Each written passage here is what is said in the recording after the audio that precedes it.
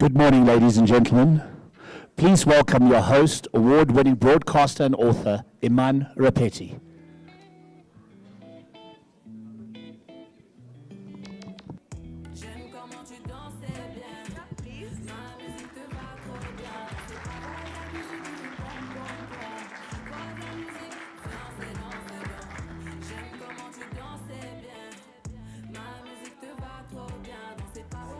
She's amazing. She's a French hip-hop star, and some of my best memories are with me and my kids in the car listening to Aya, beautiful. And I hope that that, in a sense, can infuse our energy today. Is everyone excited? I know business people are very serious people.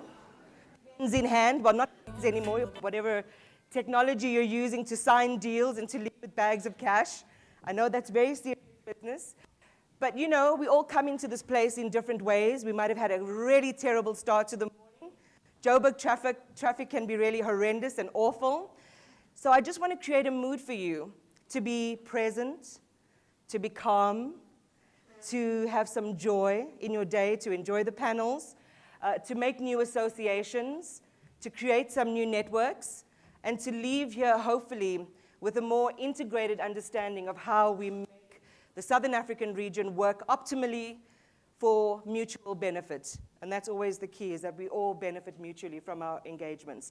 So bonjour et bienvenue. My French is horrible, but I'm trying my best.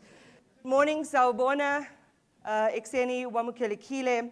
It is a pleasure and a privilege for me to be able to join you this morning and to welcome you to the Southern Africa France Business Forum. It is hosted by Business France, the French South Africa Chamber of Commerce, and the commerce industry and the foreign trade advisors of France. So we've got a lot of amazing people in the room.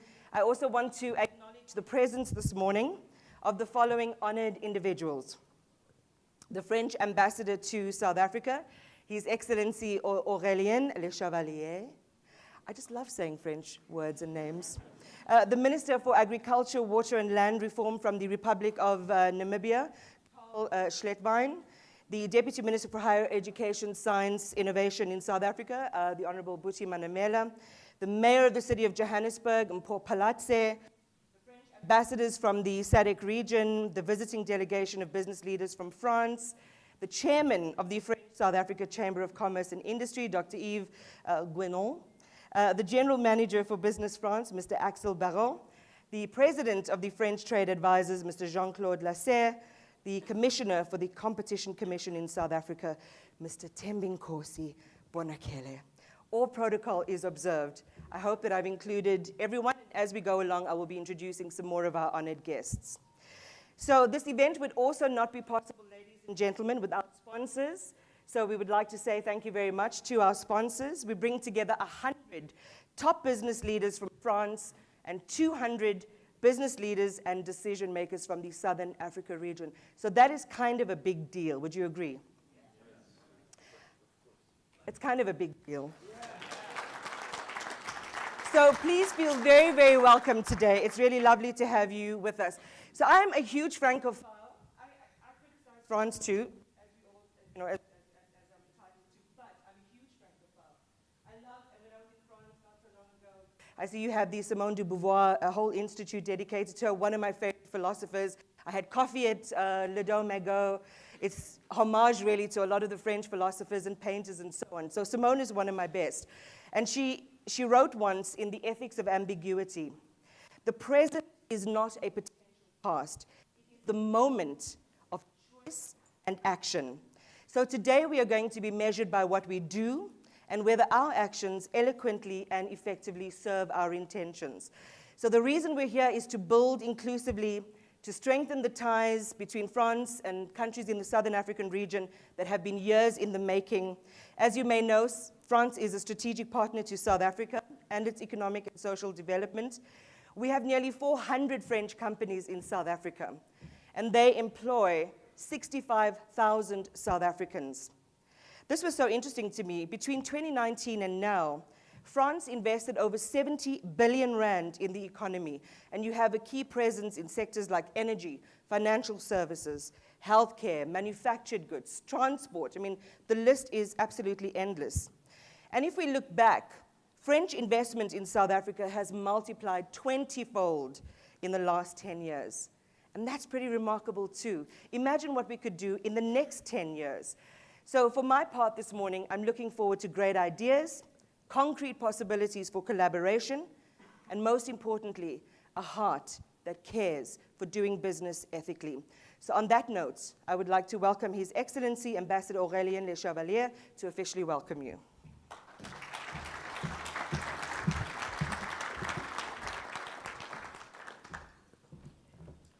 Thank you very much, Iman, dear Program Director. Sani Bonani, bonjour. Good morning. Welcome to our business forum. Welcome to the Southern Africa France Business Forum, organized by the team France Export in South Africa, comprising of foreign trade advisors of France in Southern Africa, the French South African Chamber of Commerce and Industry, Business France, of course, and the embassy, and all our Southern African partners. I would like to acknowledge also all of you for coming today. Thank you very much for your presence, your leadership, and for being available. And of course, I would like to acknowledge a few VIPs with special greetings. Honorable Minister for Agriculture, Water and Land Reform from the Republic of Namibia, Minister Kale Schleswijn. Thank you very much for being here. Mr. Jacques Marais, President Ramaphosa's Special Envoy for Investment. Thank you very much, Jaco, for your presence. And we know you work hard for make the business run smoother between France and Southern Africa. Honorable Mpo Palatse, Mayor of the city of Johannesburg. I think the mayor has not arrived yet, but she will be with us later today. Deputy Minister for Higher Education, Science and Innovation, Honorable Buti Manamela. Dear Anthony Costa, advisor of the President. Thank you, Anthony, for being here. The French ambassadors and consuls from the SADC region, Southern Africa business representatives, of course, visiting delegation of business leaders from France, the Commissioner for the Competition Commission in South Africa, Mr. Tembingozi Bonagele, the Chairman of the French South African Chamber of Commerce and Industry, Dr. Yves Guénon, President of the French Trade Advisors, Mr. Jean-Claude Lasserre. And I think that's it, all protocols observed. Thank you very much. It's very exciting to be here. I must say we have been waiting for this moment for a long time. I would like to especially thank also all our sponsors because we are here thanks to their support. So I will list them. You can also see them on the screen. The companies Pernod Ricard, Total Energy, Bureau Veritas, Air Liquide, Bolloré Logistics, Dassault Systems, Mazar, Proparco, Trace Academia, Alstom, BNP Paribas, Codra, Veolia, Schneider Electric, Air France, if you want to fly to France, Alliance Française, if you want to take French lessons, Eman, they are here, the director of the French Alliance in Johannesburg. You can please rise, Lionel, and Sébastien from Pretoria. So please sign in and register. They have also a meeting room over there to start your French lessons today. It's very interactive. That was not in the speech, but I thought that I would take advantage of that opportunity. Polyglot and Sanofi. So many sponsors, many companies involved in the preparation of this forum. And we all thought it would be very timely to meet today, to take stock, to assess the situation together. I see James is here. Thank you, James Voss from Cape Town. We have many politicians also and business representatives from the Western Cape here. It's really all South Africa and the Southern Africa region that is represented, and it's very, I think, important to acknowledge everyone.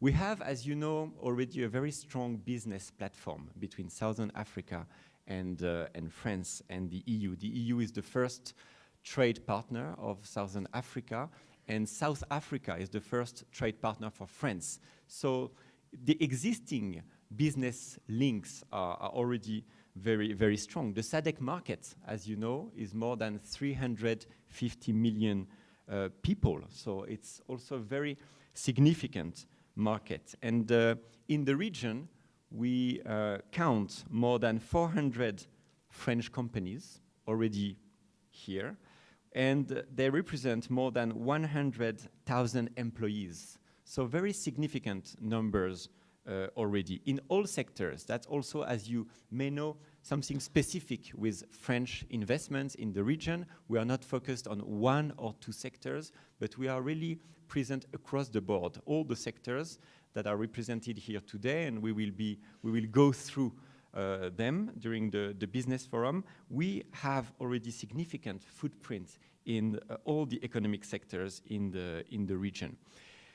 And including during this very difficult COVID period, we know that the French companies have kept investing and looking at Southern Africa as a major opportunity for business. You may remember that during the different South African investment conferences led and chaired by President Cyril Ramaphosa, the French companies teamed up and pledged significant amount of tangible investments, 20 billion rands of investment 2 years ago, already delivered.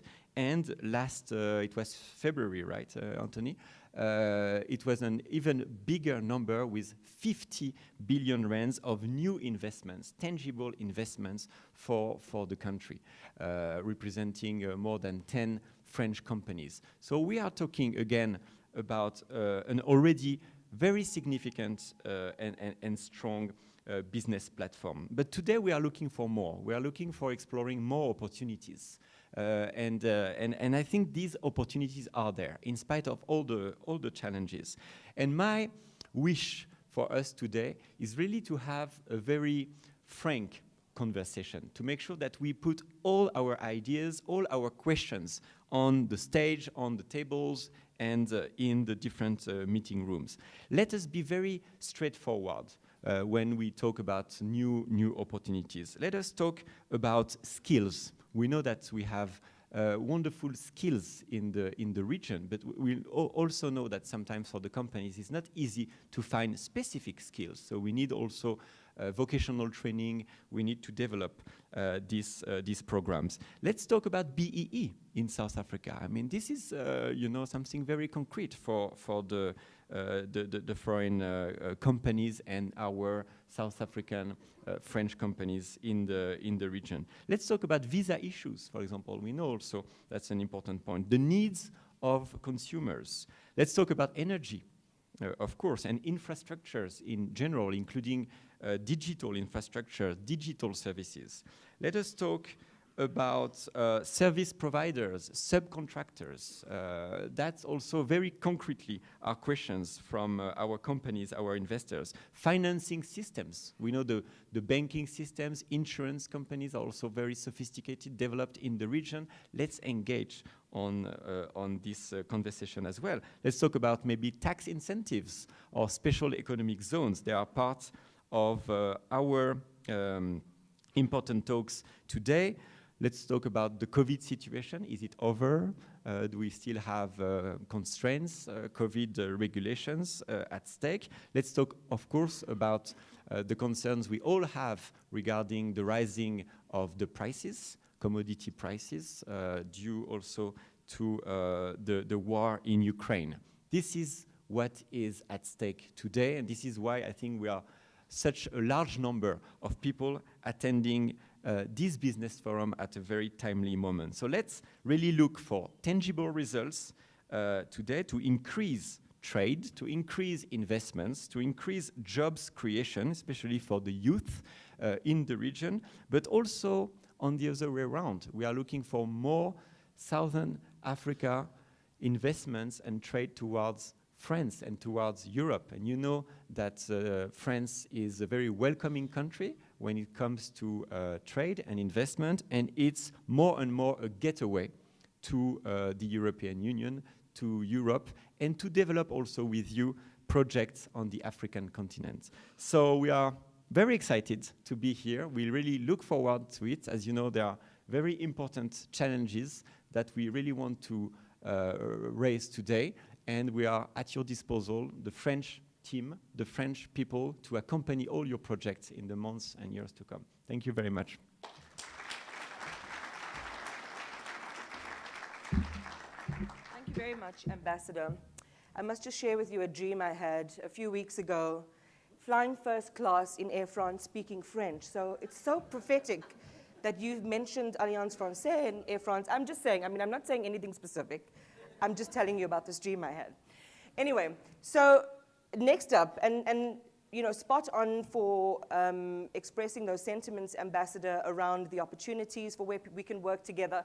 And I want to say to everyone, when we're having the discussions, let's keep it as practical as possible. We don't want to have another talk shop about a talk shop. And I know that in platforms like this, and I've been in them before, it is always very outcomes driven. We walk away with real arrangements, agreements, collaboration that really make an impact in our economic space. And we do not have the time to waste. So I really encourage you to pick up on that message of how we can work and collaborate together. So the support for this region is shared by all in France, and I want to share with you a video now that relays a message of support by the Honorable Frank Reister, who is the Minister Delegate of Foreign Trade for the French Ministry for Europe and Foreign Affairs.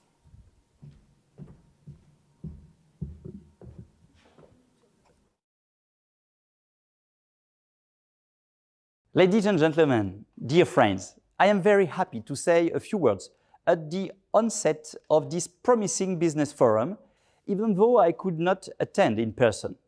Let me start by congratulating all members and partners of our very own team France Export, Business France, French Foreign Trade Advisor, the French South African Chamber of Commerce and Industry, with, of course, the full support of the French Embassy and all our South African and Southern African counterparts.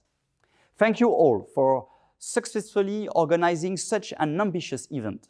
I am convinced this will help strengthen the relationship between French and Southern African companies, as well as foster new projects and partnerships. The ambition underpinning this business forum is crystal clear. Let me state it plainly. Now that the post-COVID world is finally within reach, France is keen to continue developing the strategic interest that it shares with Southern African countries. As a regional powerhouse, South Africa, of course, holds a special place on the subcontinent and in our strategy. We share a set of common values. We share a common sense of urgency on global challenges, such as climate action, global health and sustainable development, and we share a common commitment to the multilateral world order. On the economic side, we have much to build together. I witnessed firsthand during my official visit in 2020 how modern, dynamic, and diversified the South African economy has already become. Our bilateral alliance is taking shape and rapidly expanding, and as you know, France is ready and willing to help South Africa rise even higher and grow even faster. Nearly 400 French companies trust South Africa, where they employ more than 65,000 people. That is not all. At the 2022 South African Investment Conference, French companies pledged a further 50 billion rand in investments in South Africa in key sectors such as tourism, agriculture, energy, retail, and health. At the same time, more and more Southern African companies are taking an interest in the French market, as shown by the large delegation that visited Vivatech last week. Several iconic French Southern African projects have already seen daylight, and we want to keep bringing even more forward. Building upon our long-standing ties, the delegation of French business leaders who are participating in the forum is keen on exploring investment opportunities and will discuss, among other topics, how to rebuild our economies in a post-pandemic world, intra-Africa trade and regional integration, skills development, diversity and inclusion, finance and bankability of SADC projects, food security and diversification of the energy sector. Dear friends, I hope that this forum will pave the way for new, mutually beneficial, long-term business partnerships between companies of both our countries. I wish you all an excellent and very productive business forum, and I hope to see you soon in Paris or in Joburg.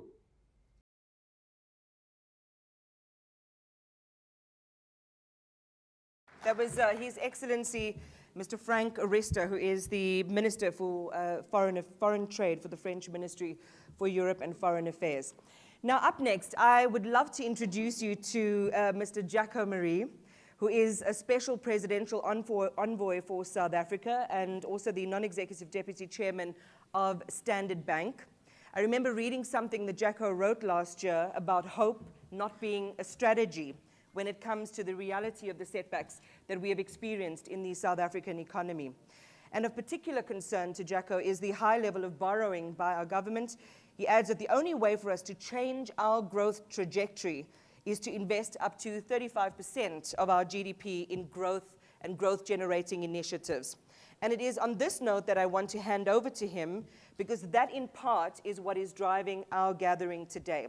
How best to lean into opportunities that can unlock growth for all of us. Jacko, welcome.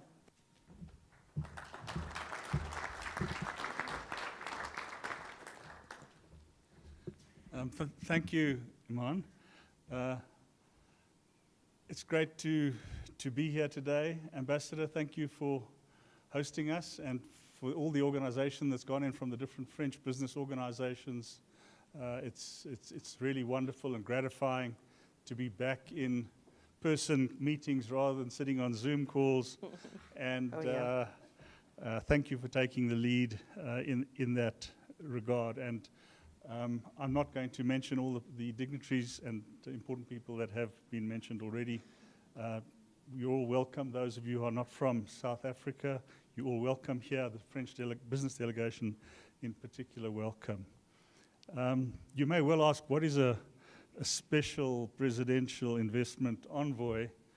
Yeah, I'm not a government employee. I'm a volunteer, and I used to run Standard Bank for many years with lots of representation around the African continent. So I have a good feel for many of the other countries that form part of this discussion today, the Southern African countries, and they're dear to my heart. But I'm here representing South Africa today. When President Ramaphosa was appointed leader of the ANC, he approached four of us to help promote and facilitate investment in the country, both domestic and foreign investment.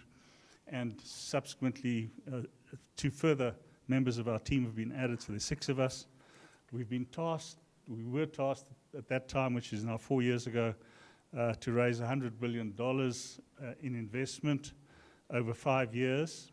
And at the last conference, which has been referred to today, which was in March, we'd got to sort of 95% of that target with 4 conferences and pledges. This year, there was, despite all the troubles and travails of COVID and so forth, there were 80 pledges made, amounting to about $22 billion or 330 billion rand.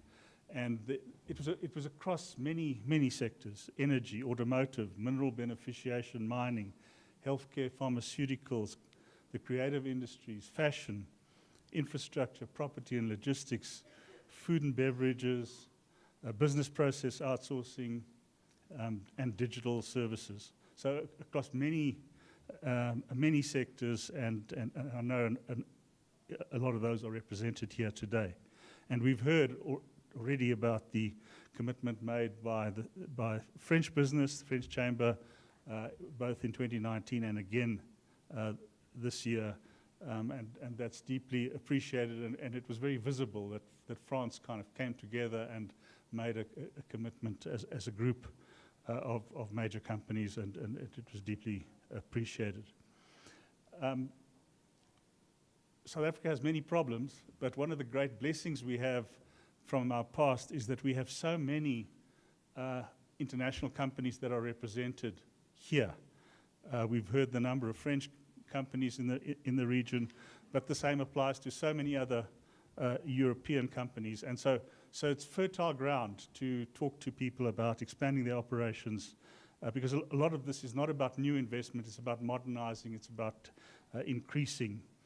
And it is worth remembering and I keep reminding people in South Africa about it, that if you look at the total amount of foreign direct investment in the ground here in South Africa, 3/4 of everything that is in this country emanates, or foreign direct investment emanates from Europe and the UK. So it's hugely important, and yes, Asia and China and these countries are also becoming more important, but if you look at what is here historically, so much of it comes from Europe and the UK, and of course France is a critical component of that, as we've heard from some of the figures. Today's a business forum, and so it's not just about investment, it's also about trade, and South Africa is one of the most open economies in the world when you look at the total amount of imports and exports as a percentage of GDP. So there are lots of opportunities both ways. But and it's not just about South Africa today. It's of course it's about the region. But my focus is clearly on South Africa. Why is investment such a focus for the government? We all know about the high unemployment, the poverty, inequality, and therefore the only solution to that is to grow. But the question is, how do you grow an economy with the challenges that we have? There's limited space fiscally for the government to stimulate and spend money. There's so many other competing demands on the fiscus. So the government is constrained. High borrowings, which Iman referred to. High interest rates now, interest rates going up around the world, and we are following suit. And we've had the benefit in recent years of booming commodity prices, but that clearly is not something that is sustainable. So it really leaves you with only one option as the government, which is to promote investment if you want the economy to grow. And that includes foreign direct investment and domestic direct investments. This is aside from sort of financial investment in bonds and stocks and so on. And we all have read and know that to really get any economy growing quickly through that means you need to get the investment to GDP ratio up to the 25 to 30% of GDP level. And South Africa right now is tracking much closer to around about 15%. So there has to be a step change there. And if we want to, add 10% onto that, so from 15 to 25, and hopefully get the economy moving, that requires investment of something like 600 billion rand or $40 billion per annum, over and above what's already happening. So this is a huge number that we're looking for, and there's only one place that it can come from, and that is the private sector. It can't really come from state-owned enterprises and government for all the reasons that we well know. We have had lots of ideological debates in this country. Within the ANC, there are obviously very big differences of opinion, but the reality is, given the pressures that we face, there is no option but to embrace the private sector and encourage it to invest and to grow.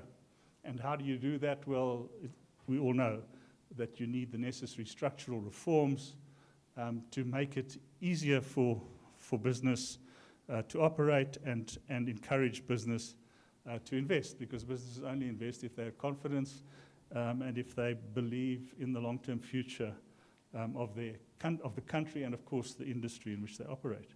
There's been lots of criticism around our structural reforms, but one has to say that there has been also lots of progress. If you look at what has happened in recent times, the changes that have occurred in the energy arena, encouraging renewable energy projects, self-generation, embedded generation, the changes have been dramatic.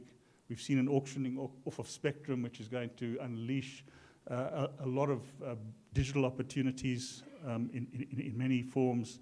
You've seen our transport state-owned enterprise, Transnet, opening up to private sector involvement, and you've seen a special unit in the presidency being created to minimize or to find ways of reducing bureaucratic red tape. So a lot of good stuff is happening. We need more, but when one wants to give credit where credit is due. There's also a particular focus on infrastructure. We know that infrastructure is a huge issue in all developing economies, and clearly this is both a problem where infrastructure is not working well, but it's also a massive opportunity for companies operating in that space. And so there are, why invest in South Africa?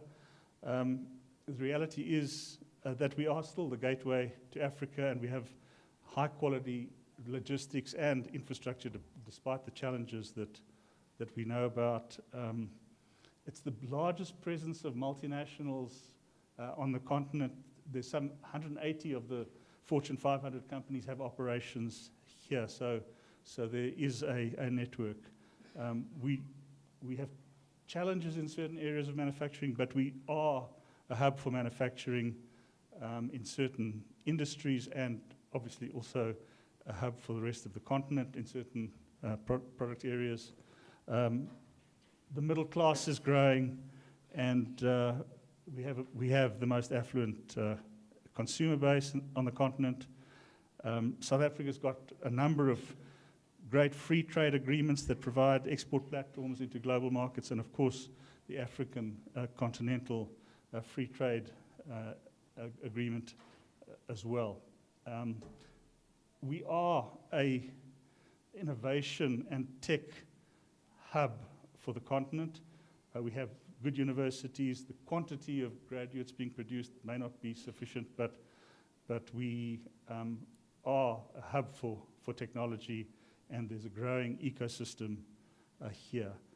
Of course, we've got abundant natural resources and great capabilities in all aspects of mining.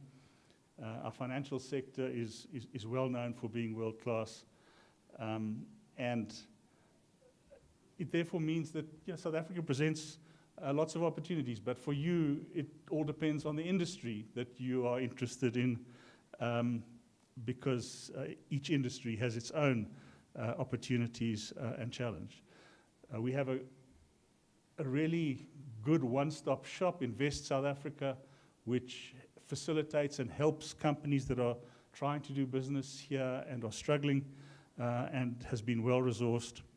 And of course, we as the envoys also work closely with Invest SA, and have tried where possible to facilitate and unblock companies that are trying to invest who've run into difficulties. So with that, I'd just like to again say how delighted I am to see a room full of people talking about business between France and Southern Africa, and I look forward to the rest of the day. Thank you very much.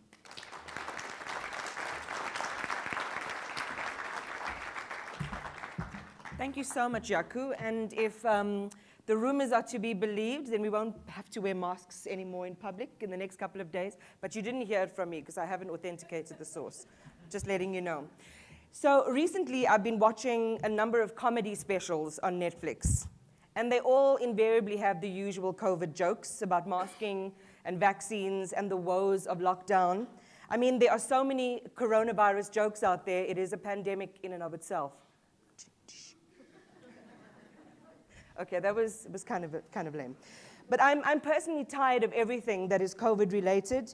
But whether we like it or not, it has had a devastating impact on our lives and on our livelihoods. COVID has increased poverty, inequality, and unemployment. and an insufficiently coherent approach to attaining and holding on to investors as a region is also working against us. But I love, that's a beauty pageant I can get behind, Jacko, when you paint that beautiful picture of the opportunity in South Africa. Every country is dealing with its difficulties. The thing that we have as an advantage is our ability to be resilient. You talked about a very sophisticated logistics network, infrastructure projects that are already on the boom, the specialized economic zones. There are so many attributes of what makes this a really amazing opportunity, even for a green shoots economy in new sectors and growth. So I encourage you to see that picture. So after 2 years of the pandemic in a slow growth environment, the African Development Bank is predicting a rebound for 2022 at a rate of 2.4%. So I really think that leads us into this question that our first panel is going to be discussing. How do we build South Africa and Southern Africa's economy post-COVID? What opportunities are in this space? I'm going to introduce the panel to you shortly. But to set the scene for us on this topic is the CEO of Business Leadership in South Africa, Ms. Busi Mavuso. Please give her a warm round of applause.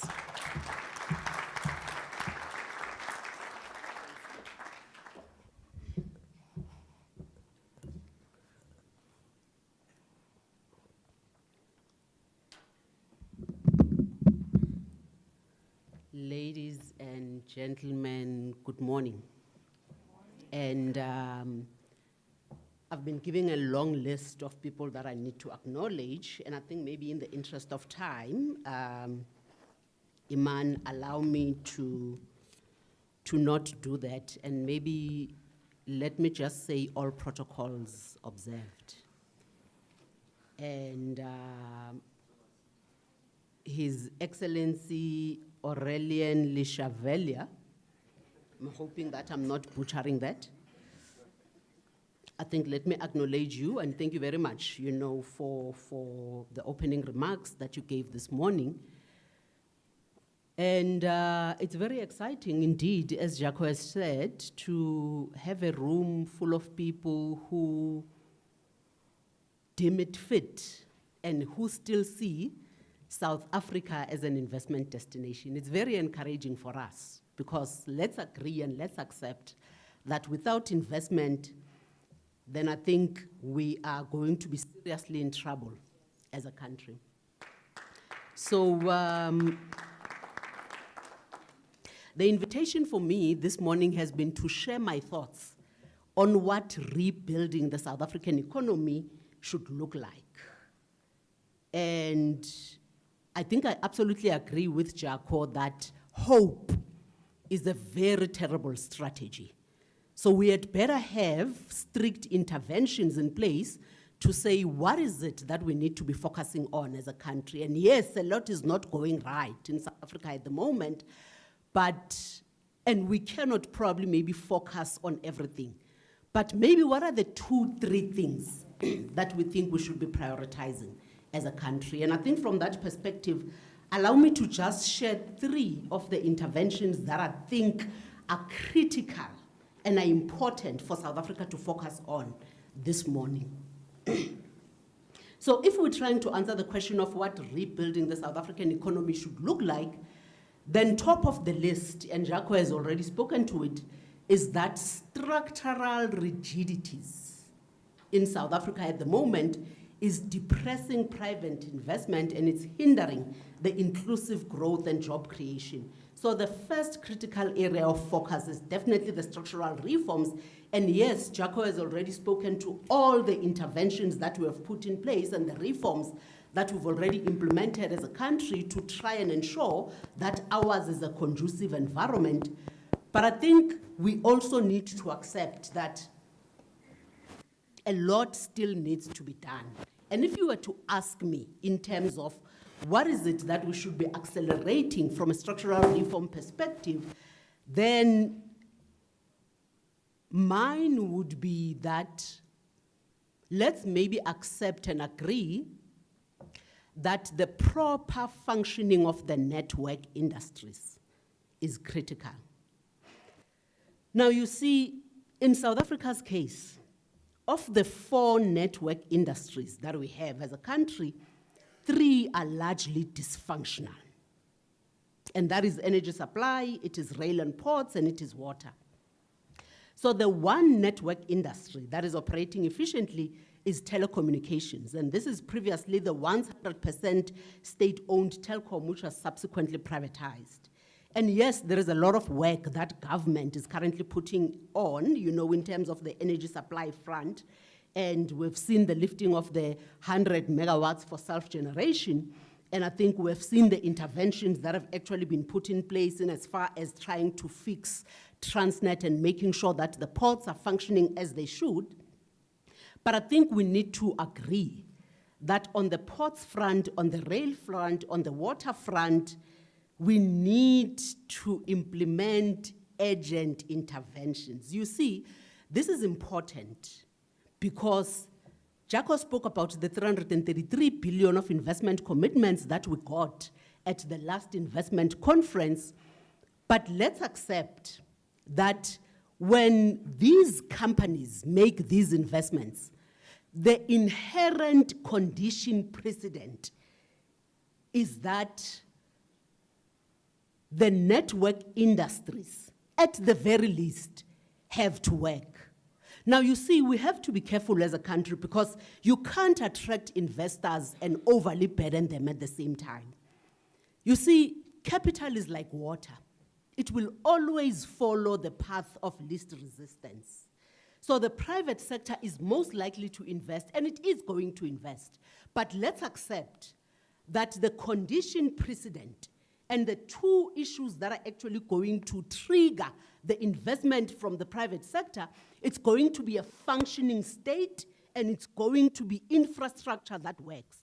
No country can succeed without an effective state, and no country can succeed without efficient infrastructure. So the network industries, and those are the very basics, right? Because, goods have to come in and out of the country. Goods have to be transported via rail. Water has to work. So if investment is our focus, and energy is not what it should be, how are we hoping to get this right as a country? So as we get on the path, and as we've started on the path of critical structural reforms, let's agree that top of the list has to be the network industries. And I think that segues me to my second issue. I've said I'm only going to touch on three issues. The second issue is the issue of state capacitation. Now, you see, if you ask me, this one trumps everything. It trumps everything because if you look at it, you will see that the genesis of our problems as a country is that we don't have a capable state. So you therefore need to look at what does leveraging the private sector look like in the environment that we find ourselves in. And I think the president has spoken at length about the interventions that we need to put in place as a country in terms of the professionalization of the public service. Now, in the last 10 to 15 years, South Africa has had a serious skills exodus within the public sector, and this has created a serious capacity gap.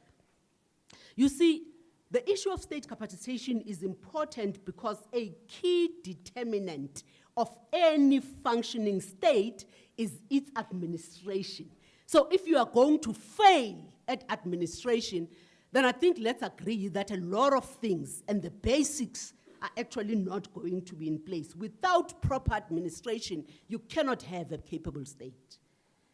Ladies and gentlemen, I'm trying to answer the question of, as we try to rebuild the South African economy post-COVID, what are the issues that we're supposed to be focusing on as South Africa? And I'm saying that without a capable state, you are wasting your time.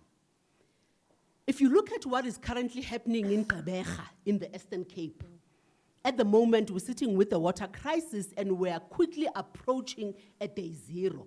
And when you look at how did we get there, what is the genesis of those problems, you will see that municipal mismanagement is the issue. And it is estimated that the city loses about a third of its water supply to leaks in its piping and has a backlog of about 3,000 unfixed leaks. and a lot of other inefficiencies. Now, what set countries apart, or what set countries apart, is governments. It is not geography, it is not ethnicity, it is not strongman leadership, it is not natural endowments, it is governments. Governments are what separate good, prosperous states to bad, failing states. So the issue of state capacity matters because it is governments that separates good, prosperous states to bad, failing states.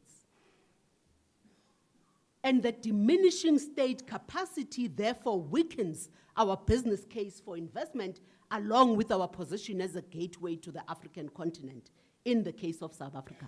And closely aligned to the issue of a capable state is the third issue that I'd like to address, which is the systemic and endemic corruption that we have to fix in this country. Ladies and gentlemen, I'm talking about what is it going to take for South Africa to rebuild our economy post-COVID? What are the issues that we need to be focusing on? And corruption is the cancer that we need to rid ourselves of as a country. Corruption is the greatest impediment to the country's rebuilding efforts. You see, if you're going to be sitting in an environment where elected officials steal food parcels from the hungry and PPE from the sick and dying, then you know for sure that you have lost it. It is a serious problem. And how systemic it is in our country is very worrying.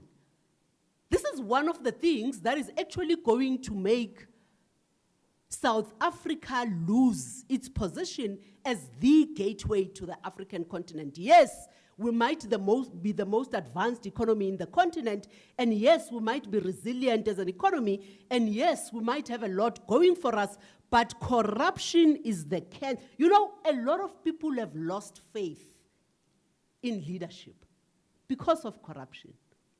So it cannot be. You see, nations and countries fall apart and become failed states due to corruption. And that is how seriously the issue is. When governance fails at that level, at government level, and don't get me wrong, I'm not excusing the private sector corruption. Yes, we had the state capture project in this country, and we had the state capture project in this and the industrial scale looting that happened precisely because the private sector was complicit. But let's agree and let's accept that if governance fails at government level, then you are in serious trouble as a country. You see, I think we're going to have to realize that state capital ought to behave differently. And I'm not saying that private capital should not, but state capital has to behave differently. It has to behave differently because it has more responsibility. It has to behave differently because the capital that they are dealing with, or the monies that they are dealing with, is taxpayers' monies. It has to behave differently, especially in our case, because we're sitting with 46% unemployment in terms of the expanded definition, where you have more people that are unemployed than those that are employed in all the provinces except Gauteng and the Western Cape. State capital has to behave differently because we have just overtaken Brazil as the most unequal society in the world. State capital has to behave differently if you are sitting in a country with 65% unemployment. So state capital has a huge responsibility and it has to behave differently. So corruption is a cancer that South Africa needs to rid itself of. So colleagues, I think I've reached my allocated time limit, and thank you for the invitation. You know, I honestly believe that as business, We have an obligation to sharply raise these issues because you see, business cannot and should not play to the populist gallery in the place of sound economic analysis. You know, countries go down when the intelligentsia and corporates abandon politics. And even if we wanted to abandon politics, we cannot. We cannot because ours is a political economy. We cannot because our economic growth as a country is constrained by its political economy. We cannot because politics equals economics. Ladies and gentlemen, I thank you.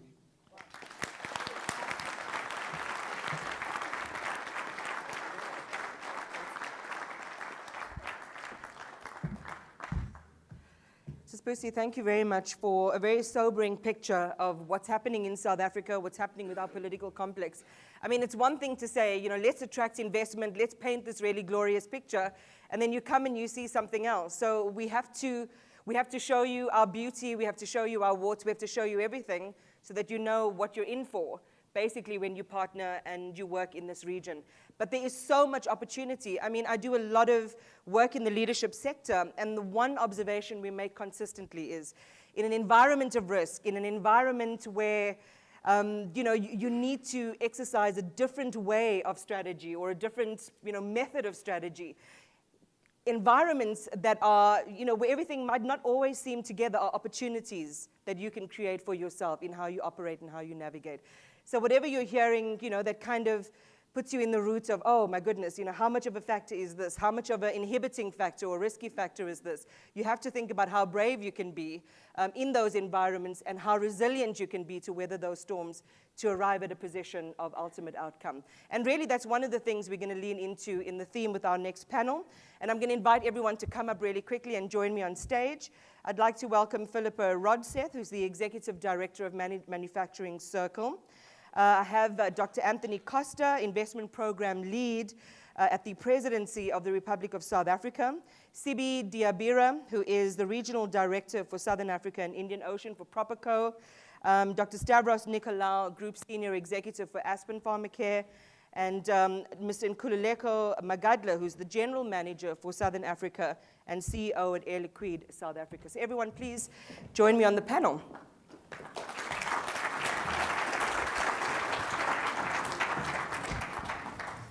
Okay, I'm just going to adjust my chair a little bit so I can see you all.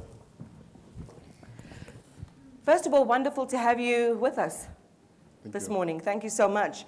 And I think the first question is, when you hear Busi share, you know, that picture of South Africa, which is real and which is frank, and yet it is infused with opportunity. I perhaps want to start with you, Stavros, to talk about, I mean, I think in its earliest days, Aspen, in its former incarnations, has been in South Africa since the 1800s. 1850, I believe it was, and then I think somewhere around 1997, you changed names and you became Aspen as far as in the way that we know it now. So there's a history of legacy and longevity in the investments that are rooted in South Africa, to use Jacko's words. Why? Amidst all this tumult. Firstly, thanks very much, Program Moderator. Let me also thank the French Embassy, led by the Ambassador, the South African French Business Formations. It's indeed a great pleasure to be here today. I'm going to provide a slightly different slant. Not that I'm going to contradict Lucy in any form or shape, because her and I are completely aligned on this. It could have been a tape recording if you had asked me to speak on the country. I very well much have recorded the same message. But let me give a slightly different picture around the things that work in South Africa. I think Lucy's given a reality check on where we find ourselves as a country. So let me give you some of the positives. And because I'm from the medical sector, you've asked me to comment on Aspen. Something that struck me during the COVID pandemic is how South Africa's medical, scientific, and manufacturing excellence shone through. So let me give you a couple of examples. Firstly,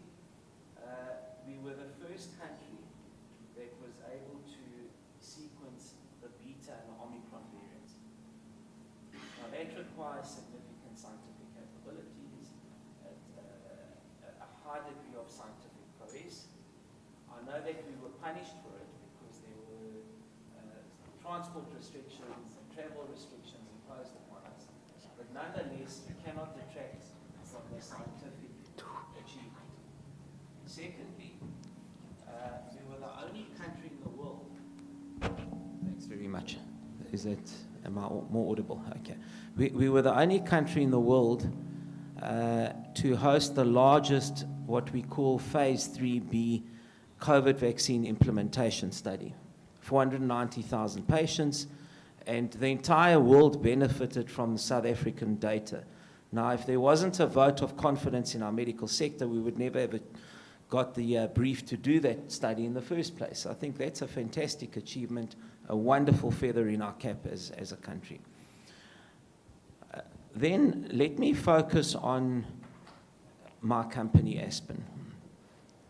So, Aspen was the first company on the African continent in the Southern Hemisphere to manufacture the Johnson & Johnson COVID vaccine. That was the preferred option for the African continent. Incidentally, there were a list of 10 contract partners that Johnson & Johnson selected. Aspen was number 9 in the ranking, but we were able to leapfrog the rest and produce first. The rest of the producers, incidentally, were all in the Northern Hemisphere. So what am I trying to say to you, colleagues? I can go on, there are many more things I could cite. We don't have the time. What is my message? My message is that in the midst of the reality check that Boosie gave us, there are also pockets of excellence that give a lot of hope. And Jacko is completely right. We don't build an economy around hope, and neither are we pretending to. But I think we are illustrating those pockets of excellence. And that's where investors need to have a look.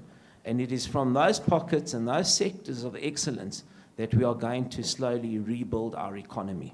And that's what the aim is here. We know where the fault lines are. There's an aggressive push, particularly from the private sector. We have a very robust and resilient private sector. We will do our bit to rebuild and reconstruct the country and to open up the opportunities that Boosie so eloquently presented. So let's, as a parting comment, any would-be investors here need to look at those pockets of excellence, and you will find the South African business formations, whether it's BLSA, BUSA, BBC, very accommodating to try and identify where those opportunities lie. Thanks very much. Thanks for that lovely opening, Stavros. So, as the program director, of course, I also have to be the headmistress. And because we're up against the clock, we can't do a slow roast. We're going to have to do some popcorn in the microwave. So I'm hoping we cover the themes as quickly as we can. But what I do want to say to everyone in the audience is that any of our panelists are available for a conversation in the tea break. This is a networking opportunity after all. So if there's something that somebody said that really piqued your imagination or fired your imagination, please feel free to reach out. All right, let's bring in then, and maybe Anthony, I'll just bring you in really quickly just to build on the picture that Stavros has talked about. The question really is around these opportunities in South Africa and in Southern Africa through your lens. Thanks very much, and I think thanks Stavros for giving that example of the healthcare and pharma sector. The topic of the panel is around rebuilding South Africa after COVID-19, and I think what we've seen is that South Africa's emerged in many ways stronger than we feared at the beginning of the pandemic. We've seen that in the macroeconomic data, which paints a picture of a country that's in a better fiscal position. So we've enjoyed the benefits of a global commodities boom. As a result of that, we've seen our first quarter GDP come in slightly better than expected. We've seen our full year GDP being forecast for 2 to 3%. Not enough, but better than many countries around the world. Inflation, which is due to come out this morning, should come in at around 6% at a headline level, which again is better than many countries, including in the developed world. And we're seeing a potential revenue overrun, a balance of surplus in the balance of trade. So at a macro level, I think we shouldn't underestimate South Africa's resilience, partly the beneficiaries of good fortune on commodities, but partly also sound government strategy. We were aware of the debt situation. We were aware of the risks that we ran. And you may recall that in the beginning of the pandemic, in the early days, South Africa was downgraded along with many other countries. We've recently seen rating agencies, including S&P, review that. They revised their outlook to positive. I think that was quite unexpected, but it was a recognition of the sound policies that have been applied. So I think maybe just to set that as an opening stage, at a country macroeconomic level, we've got sound policies, they're well applied, and that creates a solid framework for companies to invest.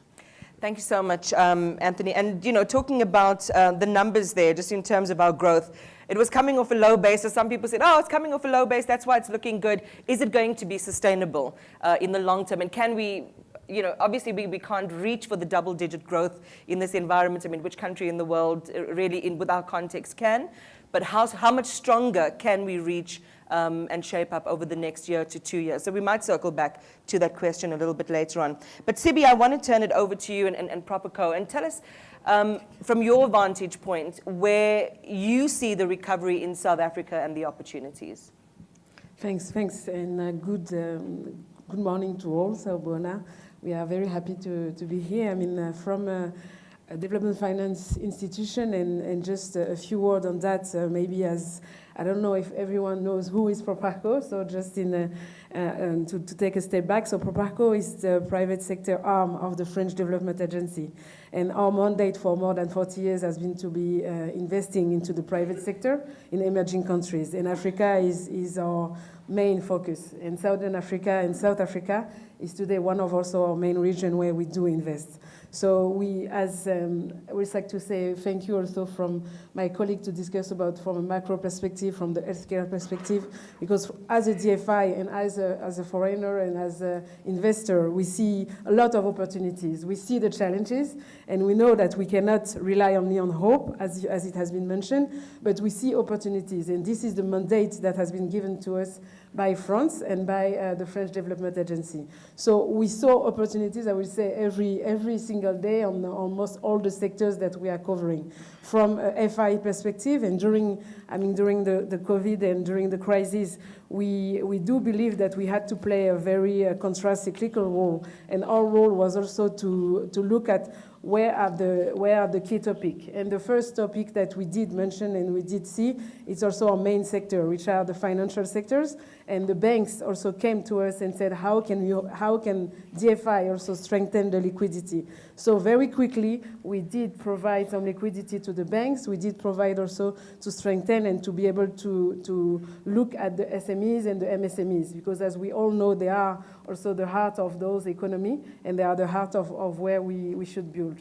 So this is, of course, for us the main topic in terms of FI, but then we also did expand, and I think Aspen is a good example that we did look also into the sanitary and condition. How can we strengthen also our intervention into the healthcare sector, into the infrastructure, and as a collaborative approach, and I think that for us a very key topic is to work collectively, both as a Team France, as a Team Europe, but also with the local DFI here in South Africa, in the region, to provide some significant solution.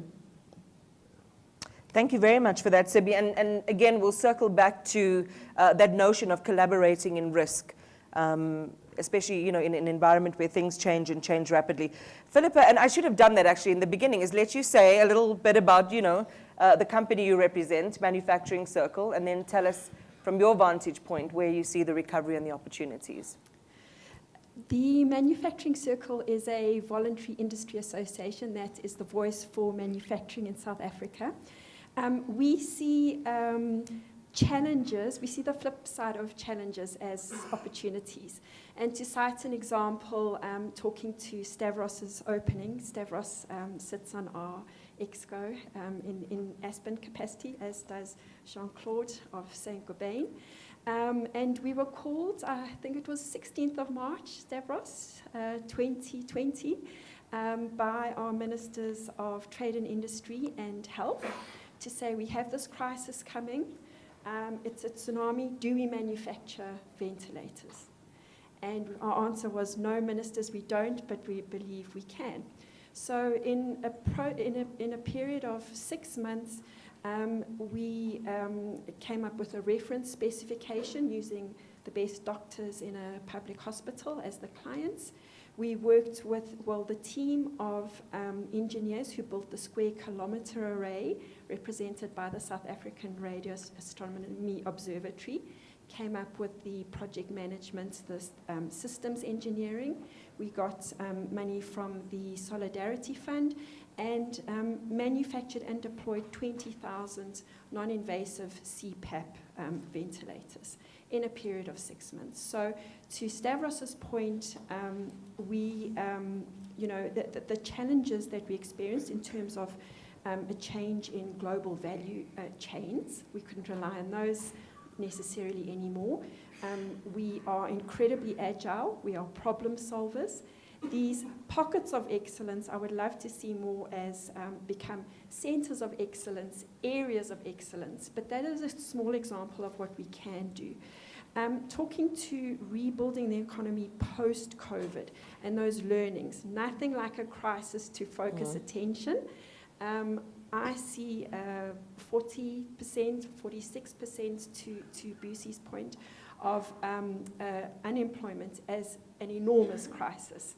And that is something that needs huge focus and attention. If we speak to the key issue, it's growing the economy. How do we create more demand for our manufactured product, which then enables us to grow the economy using the enablers of the infrastructure fixes. So that is really, simply put, growing demand and enabling that through manufacture is something that we have great opportunities in. And to close, as an example, energy is a wonderful one, because on the one side, we have demand for additional energy. So that's something that can grow our economy. And from a supply side, those manufacture opportunities can also enable extra jobs, extra growth. So we need to look at that on a case-by-case, sector-by-sector, project-by-project basis, implement project management, project manage, and work as between government and industry to see what we are good at and effectively execute. Philippa, thank you very much for that. And of course, in the realm of unemployment, which you talked about, Busi, the expanded definition, the youth actually occupy the highest level of unemployment in our country. So again, it can be seen as a burden, but also an opportunity that can be catalyzed and used and deployed into this economy for the good. And Khululeko, again, welcome, and maybe just a little snapshot of what you're up to in South Africa. And I know particularly during the COVID period, there was a lot of opportunity to do good things here. Yes, so Air Liquide, just to start off with, Air Liquide, we probably the biggest manufacturer of gases in the world currently. And insofar as COVID is concerned, as far as the economy is concerned, I think it's quite easy to dwell on what is not working. And there's a lot that's not working. But it's also important to understand how we individually can play a role in fixing that which is not working. I think the last point that was made about not being complicit, I think, is a key one for me. But let's just talk about COVID and how we experienced COVID. What COVID brought to bear, and Stavros made the point, was the extent to which we could pull together as a country, whether it was in the vaccine space or in the oxygen space. Just to give you a sense, at the height of COVID, oxygen demand was sixfold what it is, with the same production capacity, with the same logistics capacity. And we had to make sure that we could, in fact, meet that demand, because not meeting that demand meant people died. We were able to do that. We have the skills, we have the deep skills in the country, and it's skills that we can build upon. We were not only able to do that, but we were also able to export oxygen to India when India had its own peak in the pandemic. So key for me and key for us as Air Liquide is what can we do to build on the core skills that we have in the country already? What can we do to build on the core capabilities and core resources that we have? So if you take energy, oxygen production is hugely energy intensive. Therefore, energy is a key issue for us. And unless we invest in green energy, unless we partner with others in investing in renewable energies, we cannot come back and say, well, the country is not working. We understand electricity is constrained. What can we do as corporates in partnering? And the last one, the world is at an inflection point. So the evolution to low carbon hydrogen is real. It's an opportunity for us as a region to play into that space. But we cannot play into that space unless we borrow from others, unless we collaborate in risk-taking. And so from an Air Liquide perspective, yes, lots of problems, yes, lots of challenges, but also exciting things, great skill level, great resources in the country, and there's a lot to play for.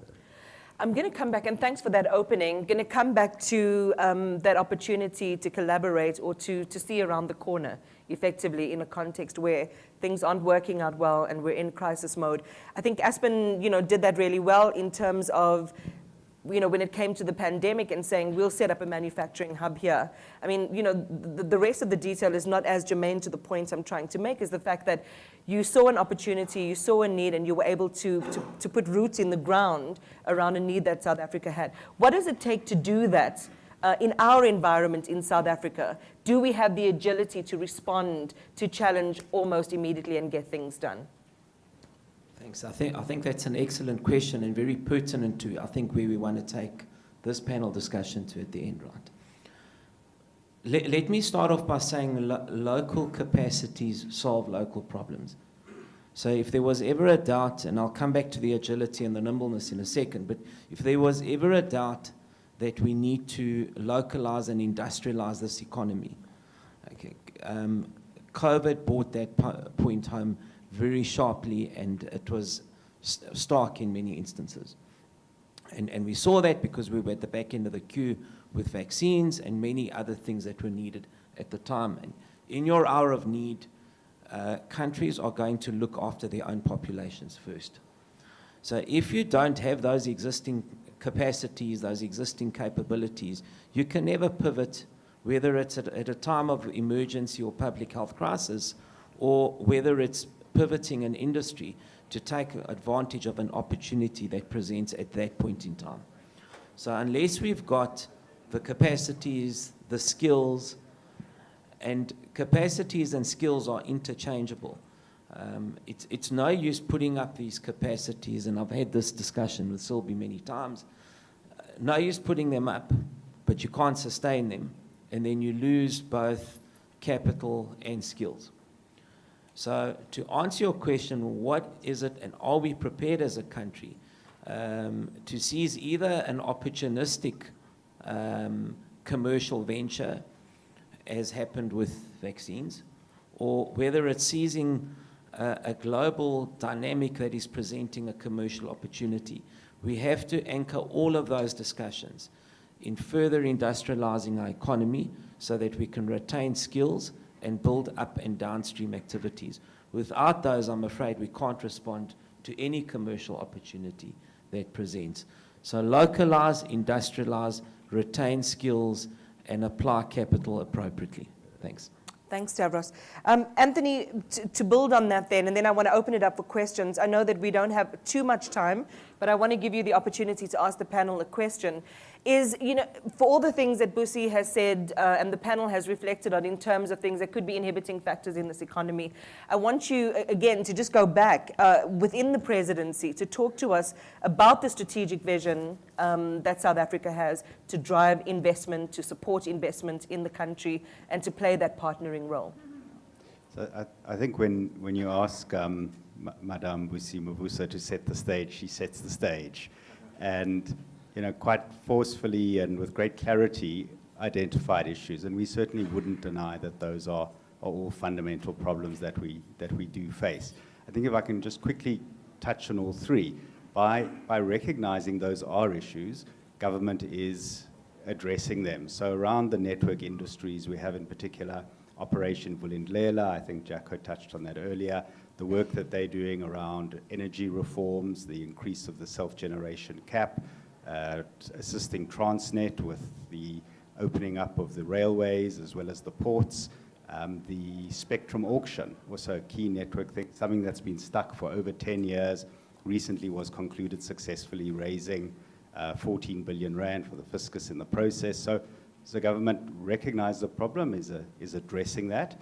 The question of local government and local government capacity, also a key challenge. We have the district development model, and that's one of the mechanisms that we're using to try and capacitate local government. And then finally, around corruption, there's a recognition that there has to be accountability. So the publication of the final volume of the Zondo report is imminent. You know, we should see that out in the next day or so. The president is committed to coming back with an action plan by October. That report is not going to gather dust. There will be steps taken as a result of it. We've got a new police commissioner appointed. There's a new independent director in the MPA following the departure of the previous one. So government is taking steps. We agree we could be doing more and we could be doing it more quickly, but we certainly do recognize the problem and are working on it. All right, so there you have it. We've done a scene set as best as we could in the time allotted, and I would love to give you the opportunity to ask a question. There's a lady in a beautiful red scarf there. Anyone else? We can get some mics out to you. Just please identify yourself and for who your question is. And there's a lady over there as well with a blue mask. Or a gentleman, I'm sorry, I can't see that well from over here. All right, let's go ahead. Hi, Iman, you don't recognize me. It's Kareshni Naidu. Hi. Yes, hi. Nice to see you, darling. Currently president of the Middelburg Chamber of Commerce. And thank you for the panel. Hi, Philippa. I also know Philippa Rodset. Government and how we can recover from... I'm talking as representing businesses in the Middelburg area, which is coal mining area, as we all know.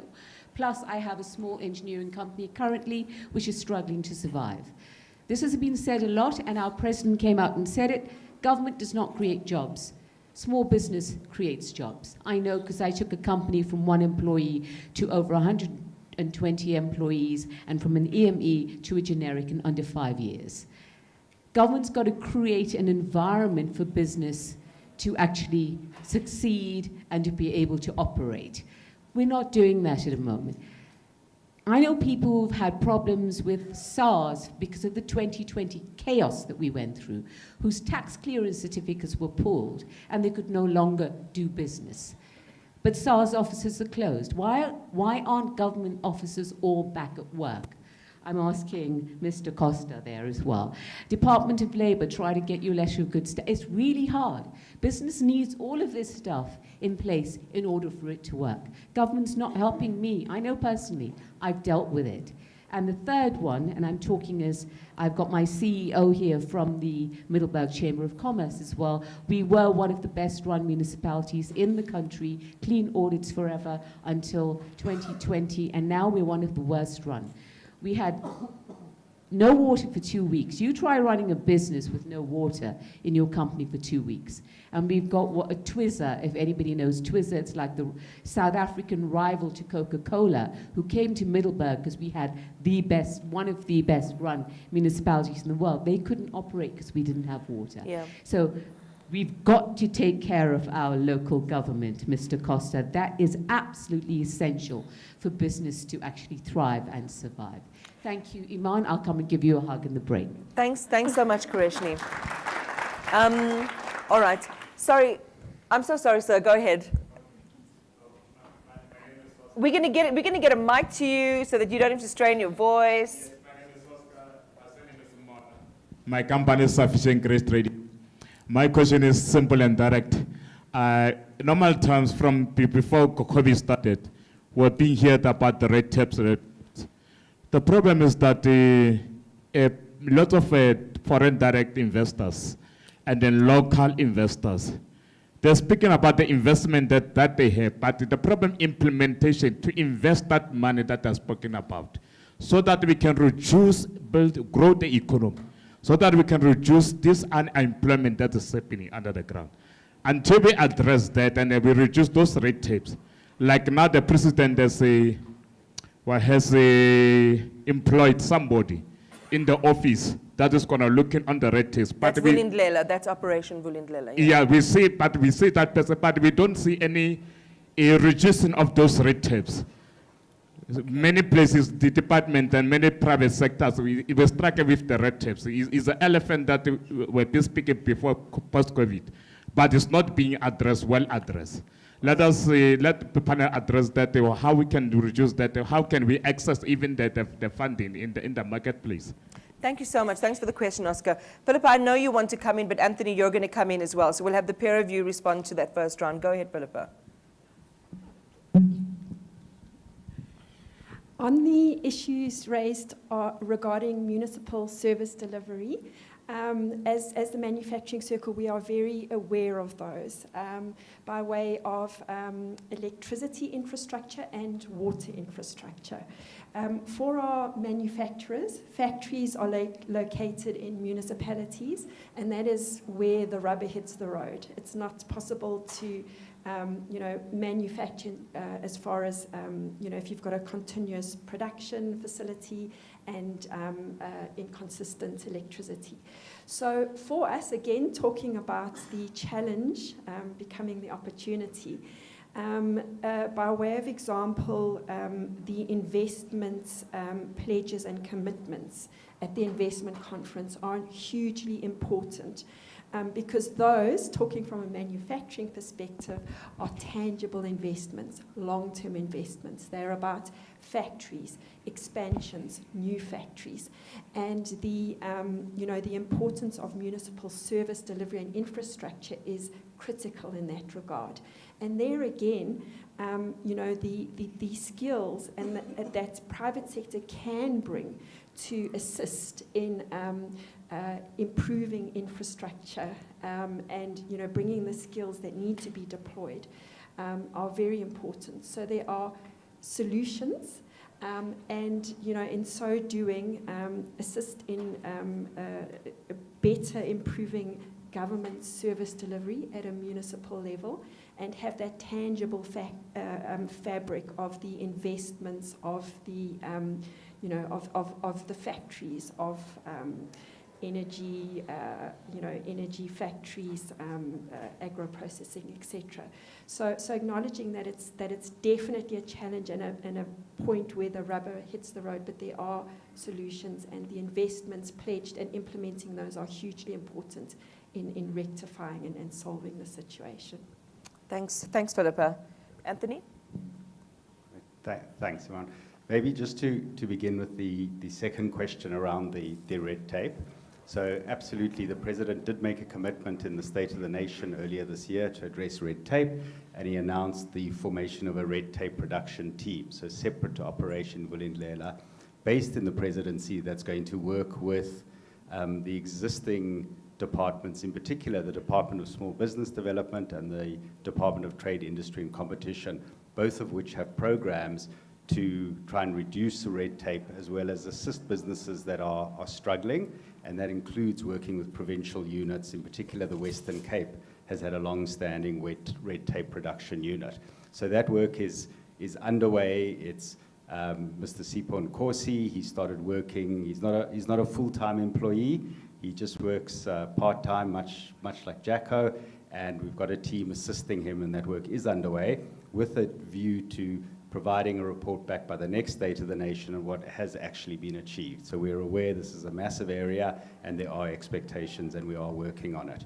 In terms of the challenges faced by small businesses, it's obviously distressing to hear. Clearly, small business is the growth engine of South Africa.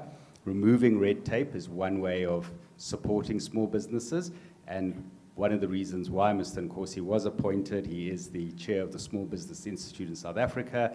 He's an experienced business person in large and small business, and so he brings that perspective, which is important in the red tape element. But we clearly need to do more. So the point around government offices being closed is absolutely fair criticism. I think you did allude to the reports around COVID restrictions being lifted, and hopefully we can get there. That's certainly something we need to push on, and I wasn't aware around the office closures. That's something we'll look into. In terms of local government, part of the challenge is the constitutional structure of South Africa and the spheres of government. So we have local, provincial, and national government, and each one of those has its own rights and duties, and if you like, its autonomy. So there's a limit to what national government, and in particular the presidency, can do in terms of intervening at a local government level, and a process that needs to be followed for failing municipalities where you put them under administration, etc. So it's not an ideal situation, and there's certainly not a quick fix. The preferred solution is to work with local government to capacitate local government. That's where COGTA and the district development model comes in and is so important. We recognize that there are clearly challenges, but it's something that together with the province, the municipalities, and the appropriate national departments, and I'd mentioned the DTIC as well, we recognize and we are working on.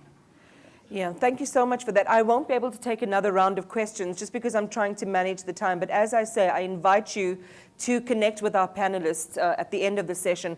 Sibi, this is an area you know well because you are working. Part of the work and the outreach work you do is with small businesses cross-sectorally in South Africa. Yeah, definitely. And thanks again for the question. I think, as mentioned at the beginning, the SMEs financing is something that is very at the heart of our mandate.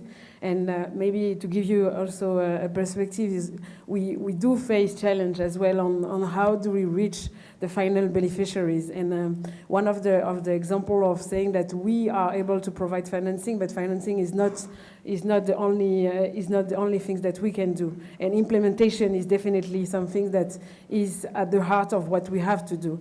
And what we did also and what we are looking is everything which is linked to the extra financier. And to give you an example is that we did work with the Standard Bank for the last couple of years, and we did manage to provide to them what we call a risk-sharing mechanism, because we saw that from a Standard Bank perspective, they did have a strategy, and they do have a strategy to continue to accompany and to continue to support the SMEs, to continue to support SMEs, and they also raised the question of how can we do more. And so as a DFI, we did look at it together and said, what can we do also for you to provide more financing to the SMEs? So what we are doing is sharing the risk between Standard Bank. So Standard Bank is facing the client, and we are on the backstage, let's say, to look at what we are taking some of the risk, and they can provide and fund more SMEs. And to be able to implement that as well, I think it's important for the SMEs to know that this mechanism exists. So we are also looking at technical assistance for them to also support and to provide also advice on how can you provide to that so-called program that will be faced by a bank like Standard Bank. So we are doing this with other financial institutions in the region, and we do believe that also to rebuild the economy, it's something as DFI that we need to pursue and to provide more guarantee and to go also directly more into SMEs mechanism. Thank you so much for that snapshot as well. Nkululeko, your perspective then on these opportunities to collaborate, broaden the footprint, bring in local players.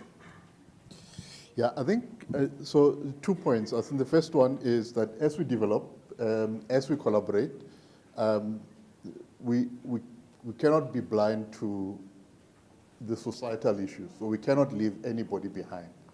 And so collaboration is not just about NGOs, not about government, etc. It's societal. It's deep societal. I think it's a key part for us. The second part is understanding what we have today, what we have built, and what our capabilities are will help us understand what it is that we can collaborate on. Of course, we need government, NGO, regulators, etc., to be in in making sure that it's an enabled environment.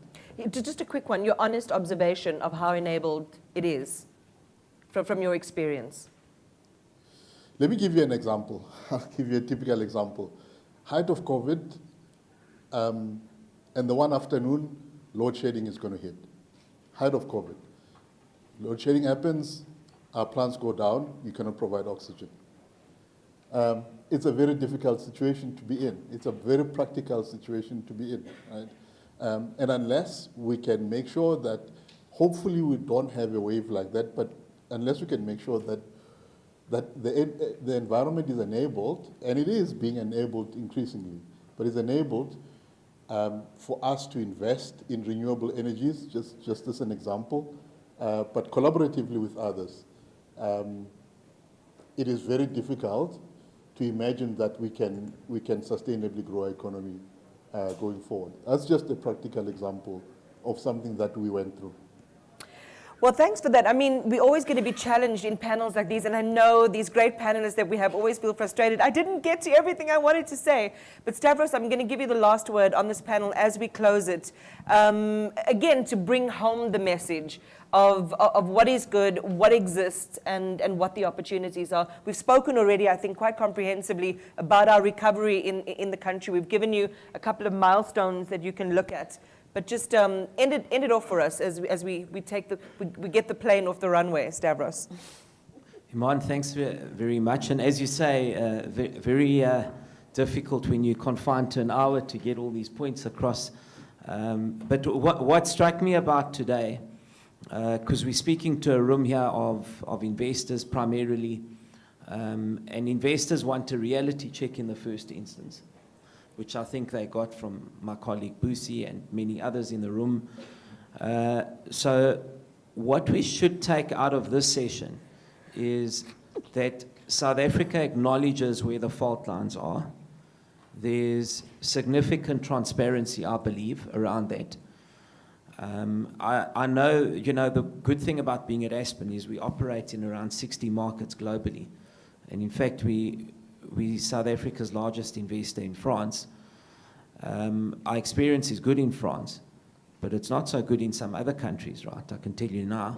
So other countries don't have the media freedom, the strength of the judiciary, as much as the judiciary is being criticized at the moment. I think we have an independent judiciary.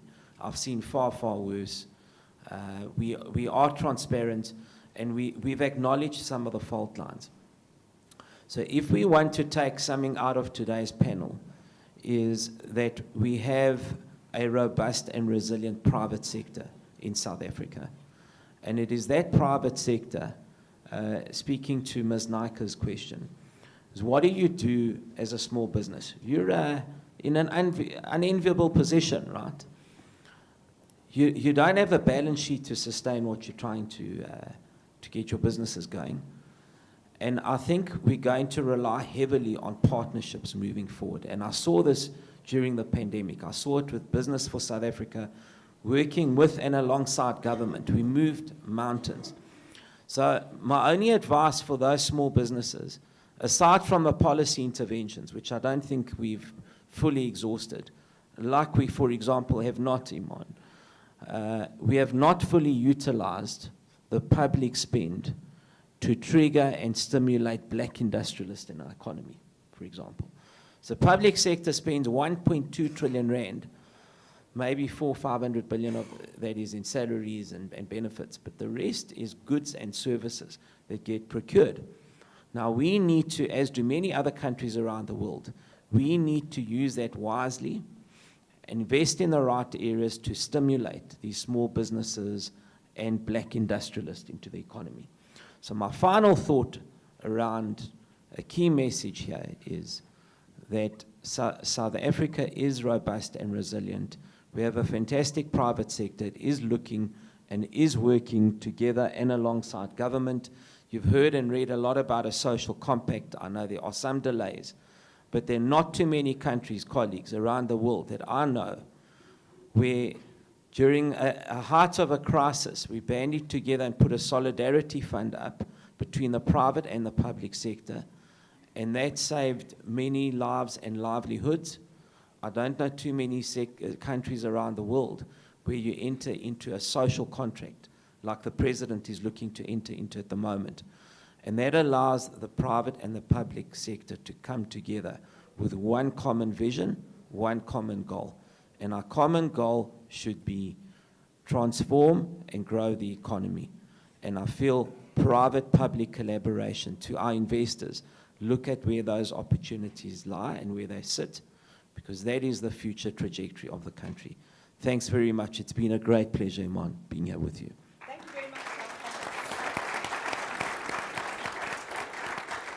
So I know that we committed a slight robbery in terms of your tea break, but please go off and have tea. I'll give you 15 minutes, but if I may implore you to come back at exactly 10:35 so we can kick off the next session. Enjoy. Thank you.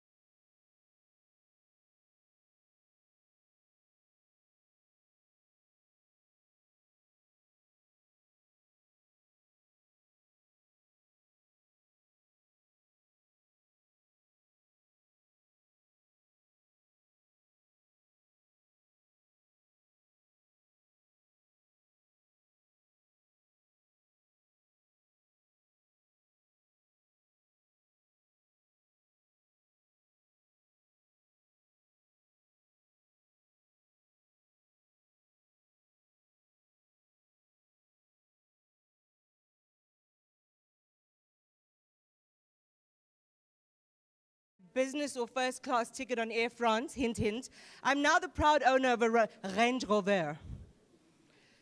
So somebody might have lost their keys. I'm happy to go in the parking lot and locate it and claim it all for myself.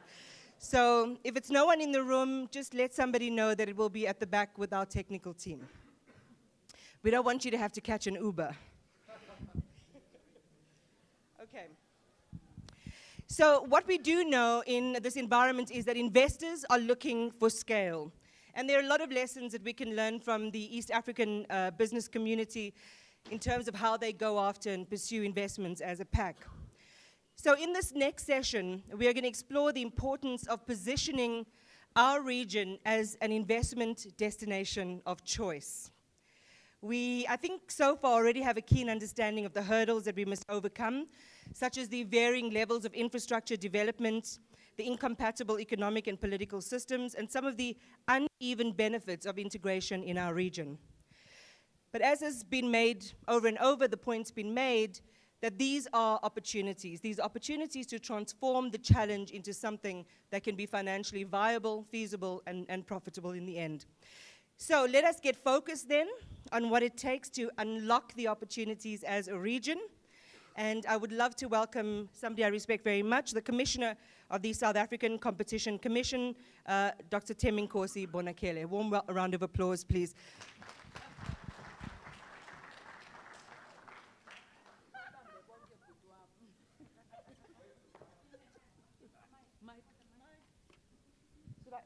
Okay, you know, I take everything. That's fine, I have mine. Thanks very much. This is how things start going wrong when people call you a doctor when you are not. And then you keep quiet. Thanks, Iman, for that wonderful introduction. But seriously, I'm not a doctor. As a matter of fact, I did register for a PhD, and I'm a dropout officially. So I did have the ambition. Thanks very much to the organizers of the conference for inviting me. I know we don't have time, and I'd like to follow the previous speakers in acknowledging all the guests and paying our respects to them without mentioning all of them by name, but I particularly want to single out those who come from outside South Africa. You are all welcome here, and we are glad that you came. And we also appreciate the hospitality of the French ambassador and his delegation. I'm the first speaker from government here, so and I was listening attentively to all the grievances against government. I'm sorry to tell you that I come from the Competition Commission, which is a competition regulator in South Africa, and that means it has very little to do with government. However, I think that as a South African, at least, I need to tell you about what's going right in South Africa. When the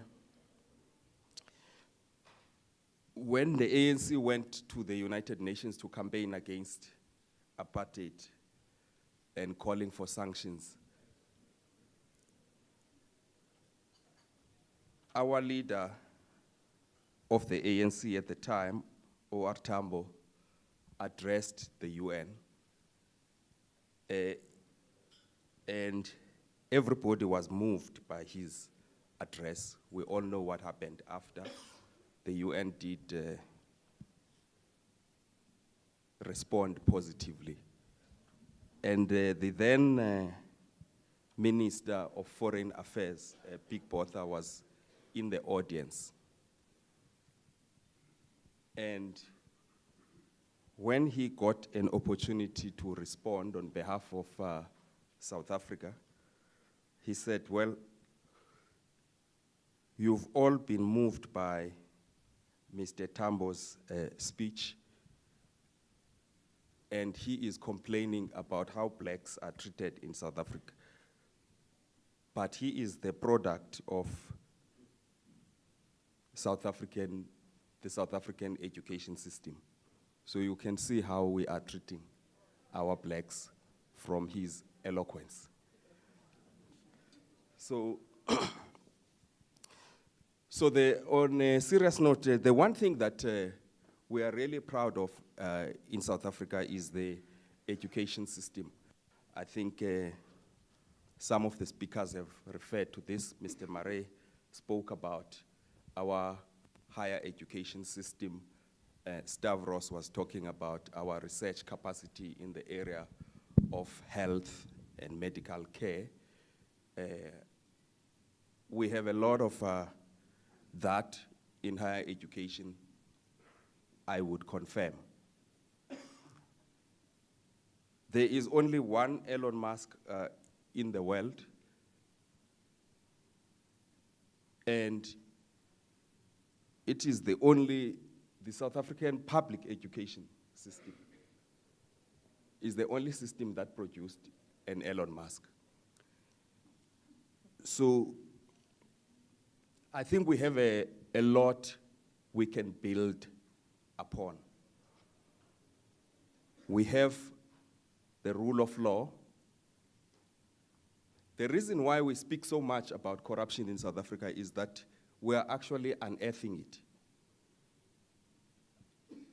I don't think it is the worst in the world, but it's probably the most talked about, locally at least, because we know about it. Our institutions uncover it. And we expect that it be prosecuted and processed through an independent judiciary.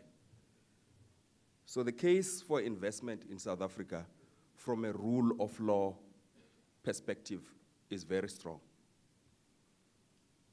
Of course, we have deep financial markets. Again, Mr. Murray did talk about our financial system, our banking system. We are also having a fairly advanced manufacturing sector. You've all heard about that. And that is backed by a labor force that is capable of producing. You have a debate which is going to be led by the Deputy Minister about that, so I won't talk too much about it. It's got challenges, but South Africans are producing. And this is why you have international factories here producing high-end products for local consumption, but also for exports. In the auto sector, in some of the engineering areas, a lot of light manufacturing taking place. We've lost some ground, but we still have immense capacity and potential.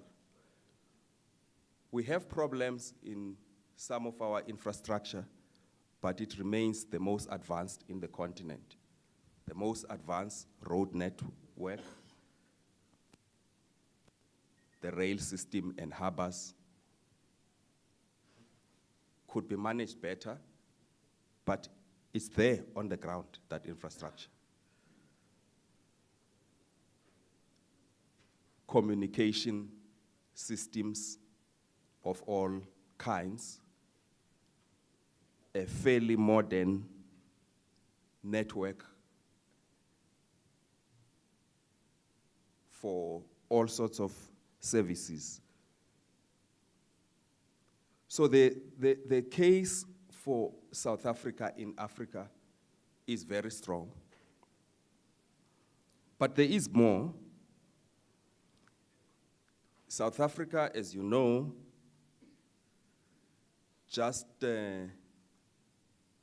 is one of the countries in the African continent who have signed up to the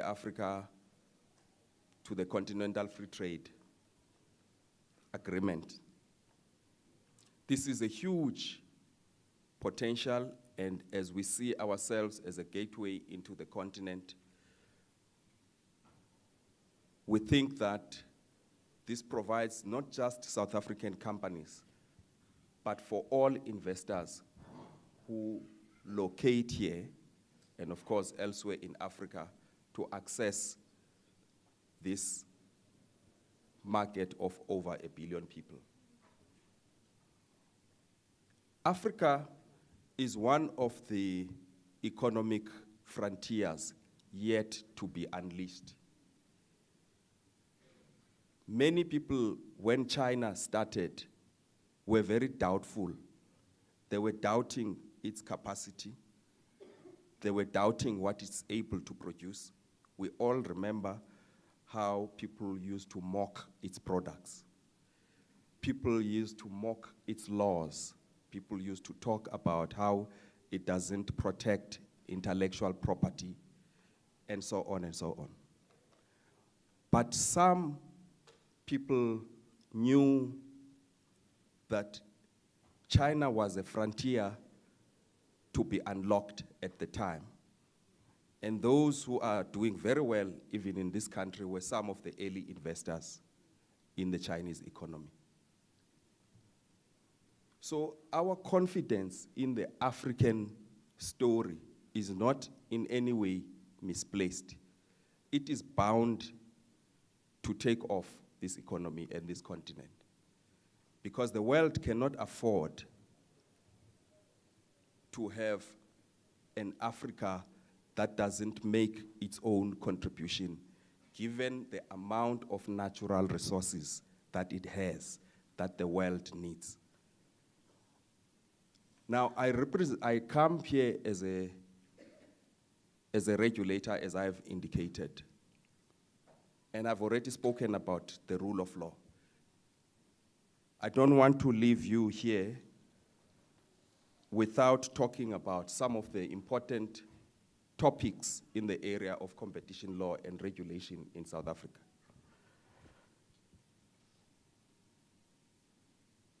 We as regulators, particularly as the Commission, see ourselves as really a support system for inclusive growth and to deal with some of our legacies. And one of our legacies is a highly concentrated economy.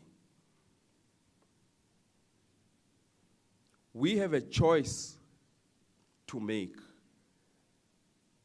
in terms of how we deal with international partnerships.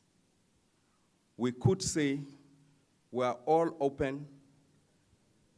Anyone who has a shovel must come in, find the next pit and dig and go. That story we know we are used to. That is the story of our past. Unfortunately, it's the story that continue to play out in some of our northern neighbors. The story of foreigners, particularly Europeans, who come in, dig and go and leave only open holes. Or we could say, we don't want to see foreigners at all here. We are closing our borders and we wallow in ignorance and poverty. We will not take either of these paths. They are paths to nowhere. We are seeking partnerships that are based on mutual respect and mutual benefits.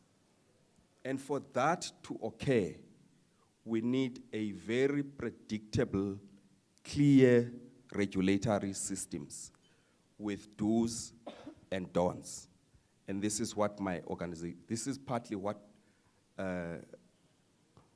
we do, Petition Authority. So there are positive roles we play to ensure that the economy is dynamic and competitive for investments. When you want to invest, you want to make sure that the markets where you come in, the barriers are not so high that you can't come in at all.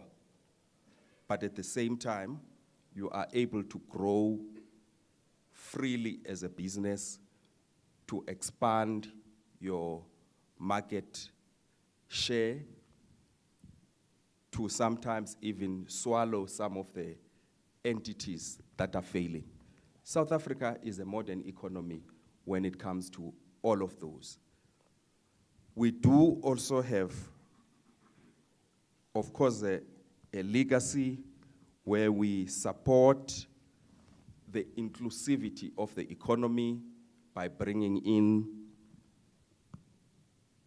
SMMEs, small and medium enterprises is a big focus of ours. Historically disadvantaged persons, so blacks, women, as we seek to expand the reach of investments. I also don't want this to be a surprise when you come to the commission and we ask you about this. When you have a transaction, we will ask you about how expansive is the reach of your investment in terms of communities, in terms of workers, in terms of black people, in terms of women, but all of these happen in a regulated environment. We have guidelines that apply to these. So when you are not sure, you can consult the guidelines. There is Invest South Africa office. It also offers advice on these. They are just next door to us at the offices of the DTI. They are also very helpful. But if you cannot find joy in websites and everything else, you are also welcome to contact us. You are welcome to make contact with our office. We offer free advice. So if you have, a lot of people go to lawyers, that is fine. That is how transactions are done. A lot of people go to lawyers, but sometimes it is better to approach the authorities directly, because I sometimes feel that there can be some misunderstanding and some scaremongering. Remember, lawyers still must also make some money, and they have to sometimes scare you a little bit so that you can consult someone. So that is fine, but government is open, and I want to emphasize this to especially the French companies, some of whom are new in our environment and may not be familiar with our regulatory system.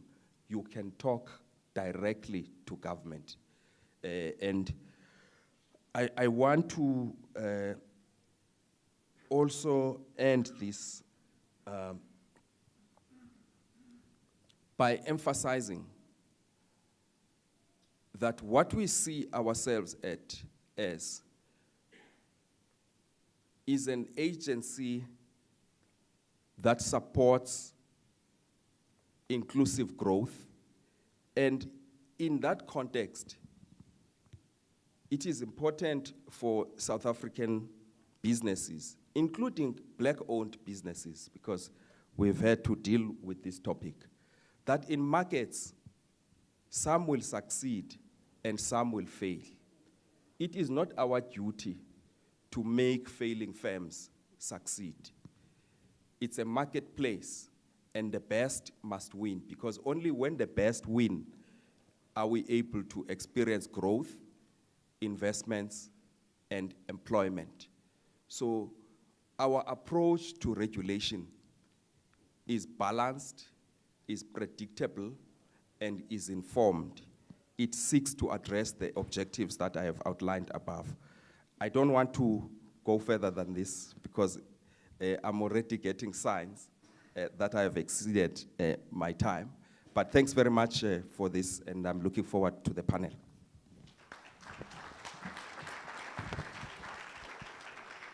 Dr. Mr.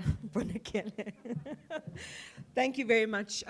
Again, I wish we had more time to listen to what is being said by the institution he represents, because you don't want to fall foul of becoming too big in a cannibalistic way in an economy like ours. Inclusivity and mutual profitability are the terms of the day.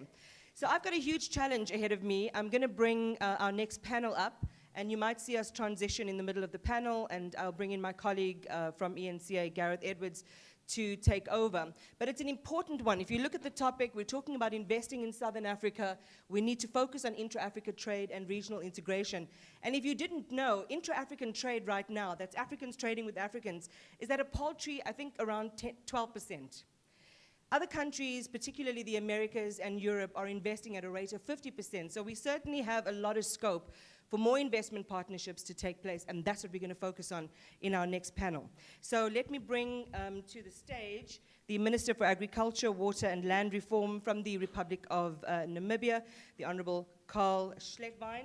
And then I also want to welcome, we can all come up as I announce your names. And then Mr. Hervé Perron, who is the Managing Director of Belor Logistics. I hope, again, I'm pronouncing this all good. Neil Roundtree, who's the Deputy Vice President for Southern Africa for Total Energies. Lelo Francisco, Board Member at Apex Angola. And Monsieur Lisa Kani, the Chief Business Development Officer at Transnet. Do I have everyone with me? And I feel bad for everyone on this side because I have my back to you, which is so rude. There are lots of other spaces here. Michelle. Did I leave Michelle? Michelle was actually at the top of my list. I'm so sorry. Michelle Alkers, who is the co-CEO of Mazars. So thank you very much. And I'm going to try and move my chair as well so that you can see everyone on the panel. All right. So again, I'm in the invidious position of making sure that we stick to the time. So I want you to think of 3 images. I want you to think of a photo. I want you to think of red tape. And I want you to think of a key. So the photo is who you are and what you're doing, whether it's only in South Africa or across the African continent. And the red tape is some of the obstacles that you're seeing very early on. And some of you, of course, have been operating in this region for a long, long time. So you have more of an institutional view of where the problems have been. But the keys then is what I want you to end on, is what are the opportunities that promote regional and cross-continental investment. So, Michelle, please, pardon, s'il vous plaît, I'm so sorry, and I'm glad to have you open our panel. Thank you. I can't see this is working. Hello? Are you okay? Hello? Okay, perfect. Well, thank you very much, Iman, and it's a great pleasure to be here. Just quickly about Mazars, we operate in 90 countries globally. We're an audit, tax, and advisory firm. Play a very important role in facilitating investment across the region. We operate out of 22 countries in Africa and another 4 territories that we support. And what's really important to us is our role that we play out of South Africa, which is still the powerhouse of, as you've heard today, operating into Africa. A lot of businesses choose to start here in South Africa, and we like to facilitate that growth for businesses. So you spoke about red tape, and obviously as an advisory firm, we deal with a lot of clients who come to us with a lot of challenges and issues. And I know from hearing just some of the comments out of the room, red tape is definitely what inhibits a lot of the growth in the region. What we've seen is that, with large businesses coming into South Africa, what we want to see more of, which I think is the key, is to supporting the SMEs. So large businesses come in, they want to grow and expand into Africa, have to be inclusive, have to play their role in alleviating poverty, creating inclusion in the continent, opening up those borders. The policies we have really helped start the progress on that. The trade agreements really are there to support that growth. But at the end of the day, when you start businesses in Southern Africa, it's really important that you as a business support your local SMEs. So it's not just about how sustainable your growth is for your business. It's about how sustainable that growth is for the economies that you're working in. And there's no doubt that with the huge levels of unemployment in South Africa, there's a great opportunity for businesses to employ youth, to employ women, which will really create that economy, which is the economy of the future. Thank you very much, Michelle. Oh, you might. 3, 2, 1. I'm happy, I'm happy to have you. Thank you. First of all, I'm great to be here, and thank you for having me here. From Angola, and I represent IPEX, who is a public institution, who is in charge to promote private investment. And also, when we say private investment, is local investment and also FDI. And we also support companies to implement projects in the country. And we also promote exports. And we help local companies to find new markets around the world. So, and for us, these 2 years are very exciting for Angola country. We are recovering. We faced hard 5 years with the recession, but since last year, the economy is providing good signals. And for this year, we be confirmed that we'll be growing again. And the best for us is that this growing is pushing by no oil sectors. As you know, we are oil producer, and during this time, we are oil-dependent economy. But now our focus is to diversify the economy, and we start to grow in no oil sector. That is very, very, very important for us. Thanks so much, Neil. Thank you very much. Hi, everybody. Neil Roundtree. I'm a Scotsman working for a French company in South Africa. It's a real pleasure to be here. I'm representing Total Energies. We are a global energy company representing 7 different energies, many of which actually we are involved in South Africa and across the Southern Africa region, traditionally in oil and gas, which we may be best known for, but progressively more and more into the wealth of renewable opportunities that there are. So in terms of your question, I'll go on opportunities first. For sure, with 60% of the best solar resources in the world, and so far only exploiting a tiny fraction of that, renewables represents a huge opportunity for us in the whole Southern Africa region. But also the opportunity for economic growth across all the value chains. I'm joined by colleagues from our general trade or B2B business, and what Total Energies needs is a wider economy doing well. If our extractive industries, if wider industry is succeeding, then so is Total Energies. So for sure, the opportunity for growth across this region, one of the strongest potentials for growth in the world, is very exciting for us. In terms of blockers and red tape, was the second picture, right? Ours is a relatively simple business. We buy products, we move them around, and we sell them, okay, fundamentally. And what we need for that is good infrastructure, people with skills, and solid rules and regulations, so that we know broadly what price we'll be able to sell things for and the environment we're going to be operating in. There are probably some challenges with each of those enablers. People with skills is for sure one, and even we're talking about intra-Africa, the mechanics of having the right skills. We have people with skills in parts of Africa. We've essentially had to abandon trying to transfer someone from one of our affiliates to our Mozambique affiliate because of the challenges, the practical almost impossibilities with moving that person with the right skills who was there to try and transfer those skills to locals. So for sure, the visa systems and the challenges with moving people with the right skills between and across borders here is a real challenge. Maybe we'll hear more about it as we go on. But it's a real pleasure for Total Energies to be here and for myself personally. Thank you. Thank you very much, Neil. Minister? Carl? Thank you very much. First of all, thank you very much for this opportunity to be here and be part of the panel. I'm probably the odd one out. I am a minister from the government of Namibia, representing or having the portfolio of agriculture, water, and land reform. So that's the photo of me. My country is a member of SACU, that's the customs union. My country is a member of SADC and the SADC Free Trade Protocol.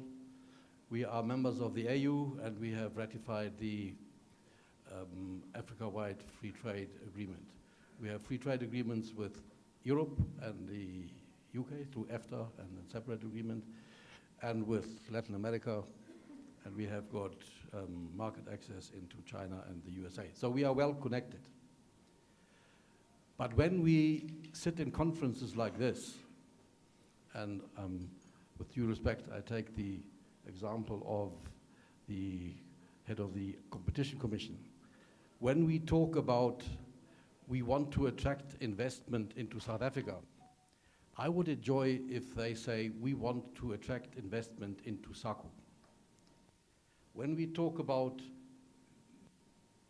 integrated trade and we go into fora of SADC and SACU, we should not fight for national interest. We should fight for the common good of the integration.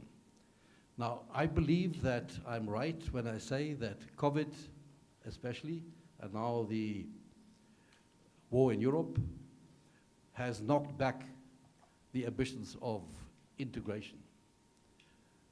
It has knocked back globalization and free trade, and it has put more emphasis on self-sufficiency, closed borders, inward-looking policies.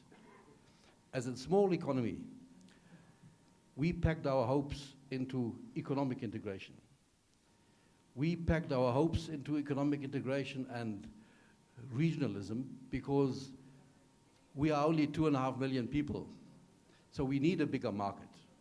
We need an export-driven economy, but with stricter borders, with national interest prevailing, we will not achieve that. I'm also a fan of Liverpool. Uh-oh. And I believe in the saying, we never walk alone. So don't try to walk alone.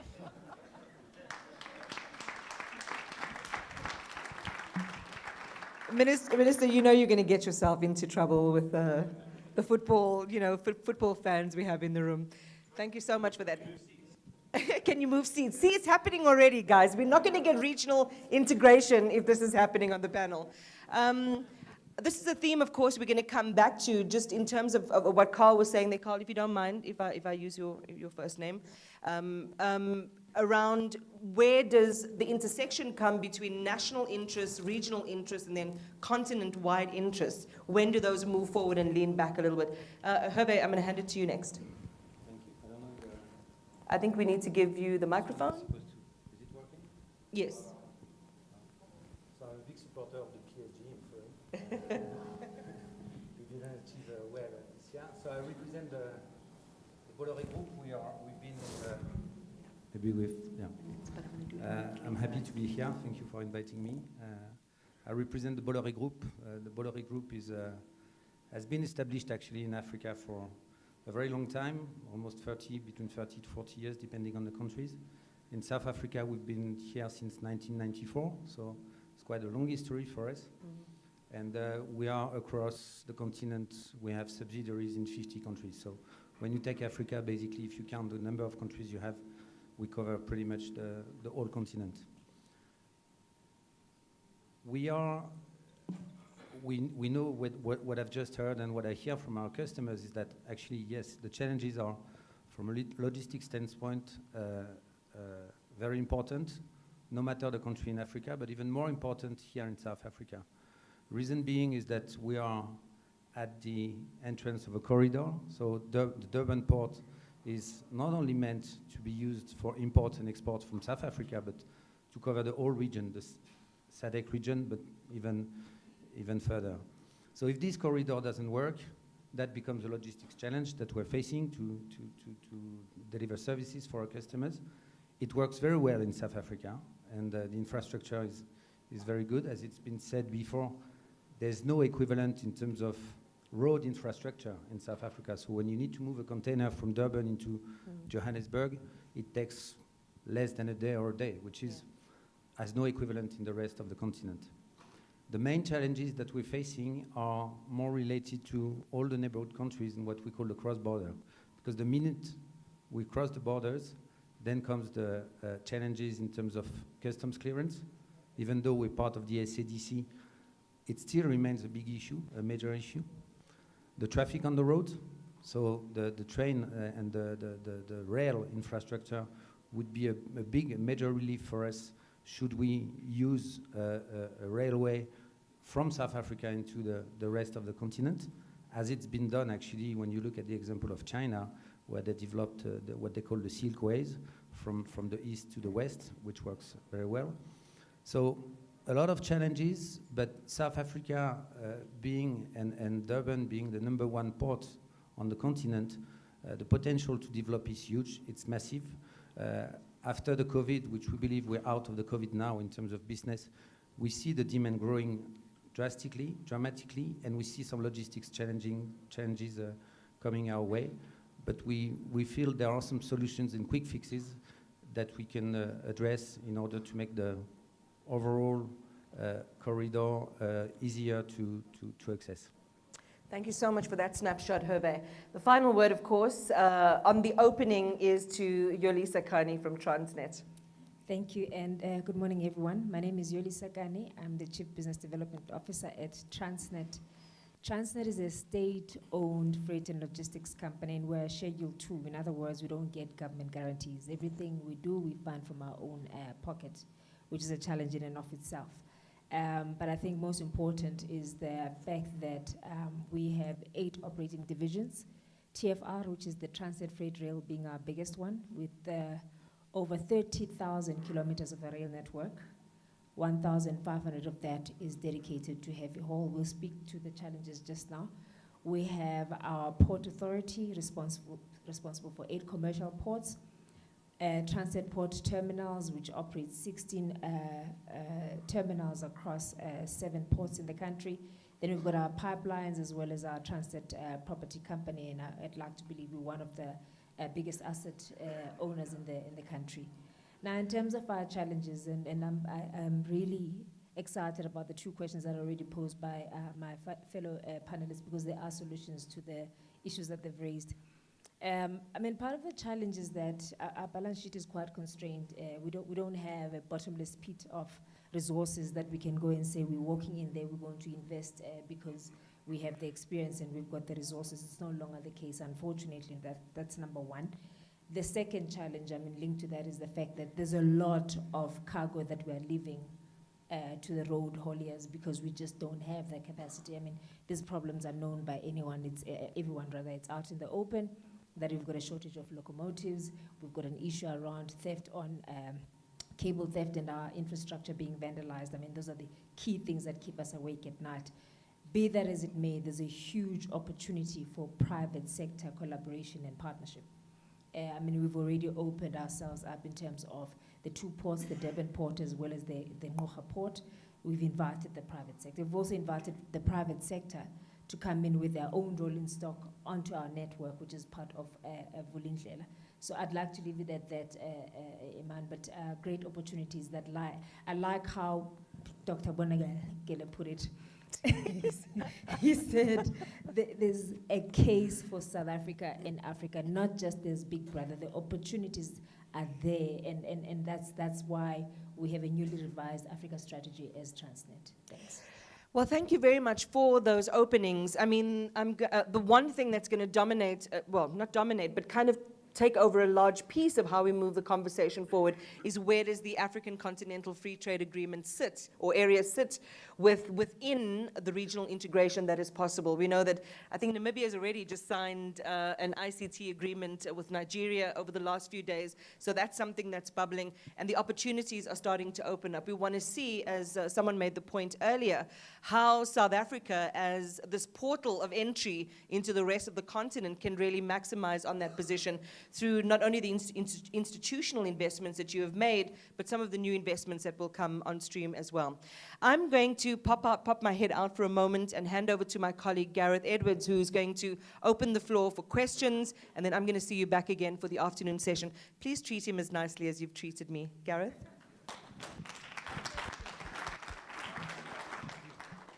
Well, I don't think you need to treat me as well as Liverpool supporters. I'm a Manchester United supporter, so I'm not sure how well we're going to get off the market. Hello, everyone. I'm Gareth Edwards. Thank you, Iman, for joining us. I'll tell you why I'm so excited to be here, because Iman and I do this for a living on news, and I have missed seeing all of you, human beings, in the room. Zoom is great, but it's getting a little bit old. It's wonderful to be with all of you. I'm flying in at the last moment. So there's a couple of reasons I was very excited when the team asked me to be involved. I do interviews every single morning on ENCA. And you know what I hear? Talk shops, planned engagements. There are talks of talks. And finally, we're in a room with leading experts on the continent, in the industry, getting something done. So thank you very much for being with us. I believe we're going to go to the question and answer session. I seem to have the easy job. Iman's done all the hard work, and so have you. Thank you. Is there somebody who would like to start the Q&A? I have one. We also have a roaming microphone as well. We'll have about 20 minutes or so on questions. Sir, thank you very much. I feel like I'm at a bid.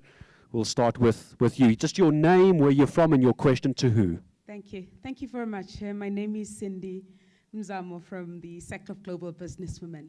My question is very simple, but I think maybe it can be addressed by any panelist. We are talking about the implementation of the Africa Free Trade Agreement. And I think the Minister of Namibia, because this has to be addressed by government. Government must create an enabling environment for business to thrive in the continent so that the implementation is effective. Now, we're talking about issues of, trucks that are blocked in borders, issues of trade agreements that are not finalized, and issues of small businesses that are not going to be able to actually move their goods up and down. When we talk about from Cape to Cairo, what do we mean, Minister, from Namibia? A practical term of actually making sure that these SMMEs will be able to actually take their goods from Cape Town to Cairo through the implementation of the Africa Free Trade Agreement, and government must assist us. Thank you. That would be the first question. Well, I think, Minister, would you like to answer first, or shall I get a few more questions? Let's just get a microphone for the Minister. Here we go. I think what we'll do is we'll take one question, one answer at a time, if that's okay with everybody. Honourable Minister. Thank you very much. Yes, I think that question goes to the core of what we need to do. The Cape to Cairo concept from Cecil Rhodes is nothing else but a effort to integrate African countries into eventually one market. But that integration is only beneficiary if the value chain and the gains out of that development is shared equitably along and between the African nations. It cannot be that one country is the leader and gets all the gain and kind of swallows the others, uses them as a springboard for own gain. That is the problem. So you ask what governments must do. I agree. We must make the border crossings more efficient, easier. In fact, if we want to integrate completely, we must take borders away. I think we can take great cues from the EU, where value chains, like the manufacturing of Airbuses, is shared by different economies. That must happen here. It's not happening. We are sitting in boardrooms and talking about integration, but we don't walk that talk, and that is what we have to do. Real integration means we must give up some sovereignty, but for the better of our people, so that SMEs can be linked into the value chain, so that we solve our logistic problems. It is still more difficult to bring a container from Namibia to Kinshasa than from Namibia to Beijing. Why is that? We must invest in infrastructure, and we must jointly do that. It must not be delinked. And if we do that, if we develop a port in South Africa, the effort should not be to outcompete Walvis Bay, but to complement the efforts that we can then jointly be a better service provider in the region. So there is a lot of emphasis on what governments must do.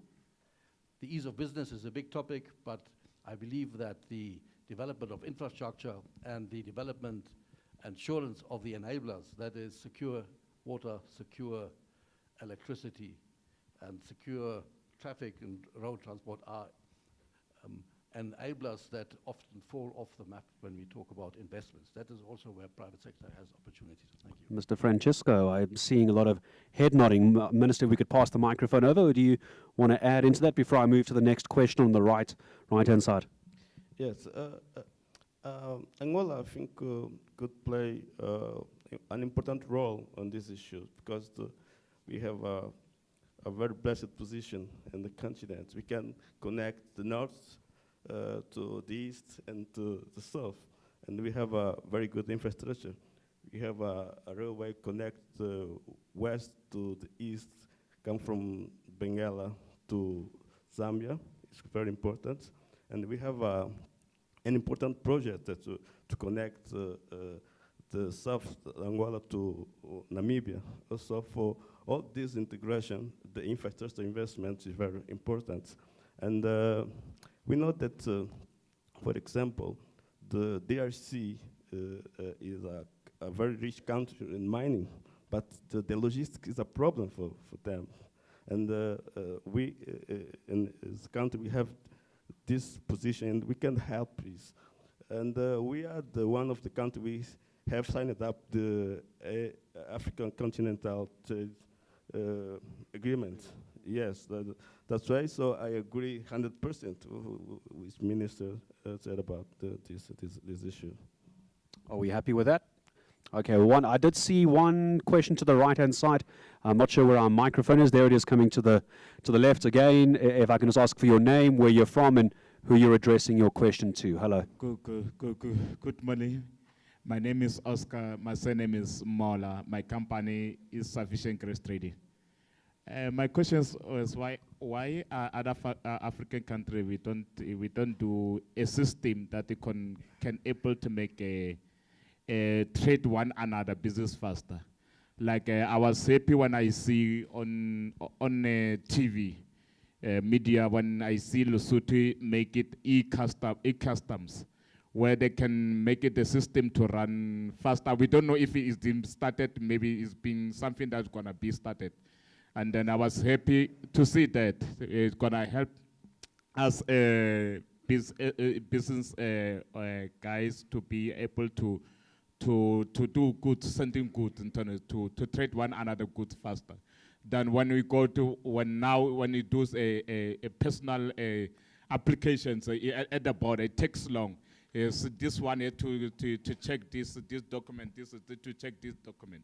I think if maybe we can want a system model that when we do we can be faster to access the documentation, to access even the product to go to that client. Is there a particular person you'd like to address that to? Because I'm feeling this is a Yolisa my question. Questions are why we don't African countries we do a systems that can be access to, it can be addressed by one of the panel there. We can access access of documentation can be that easier online, and also so that it can limit the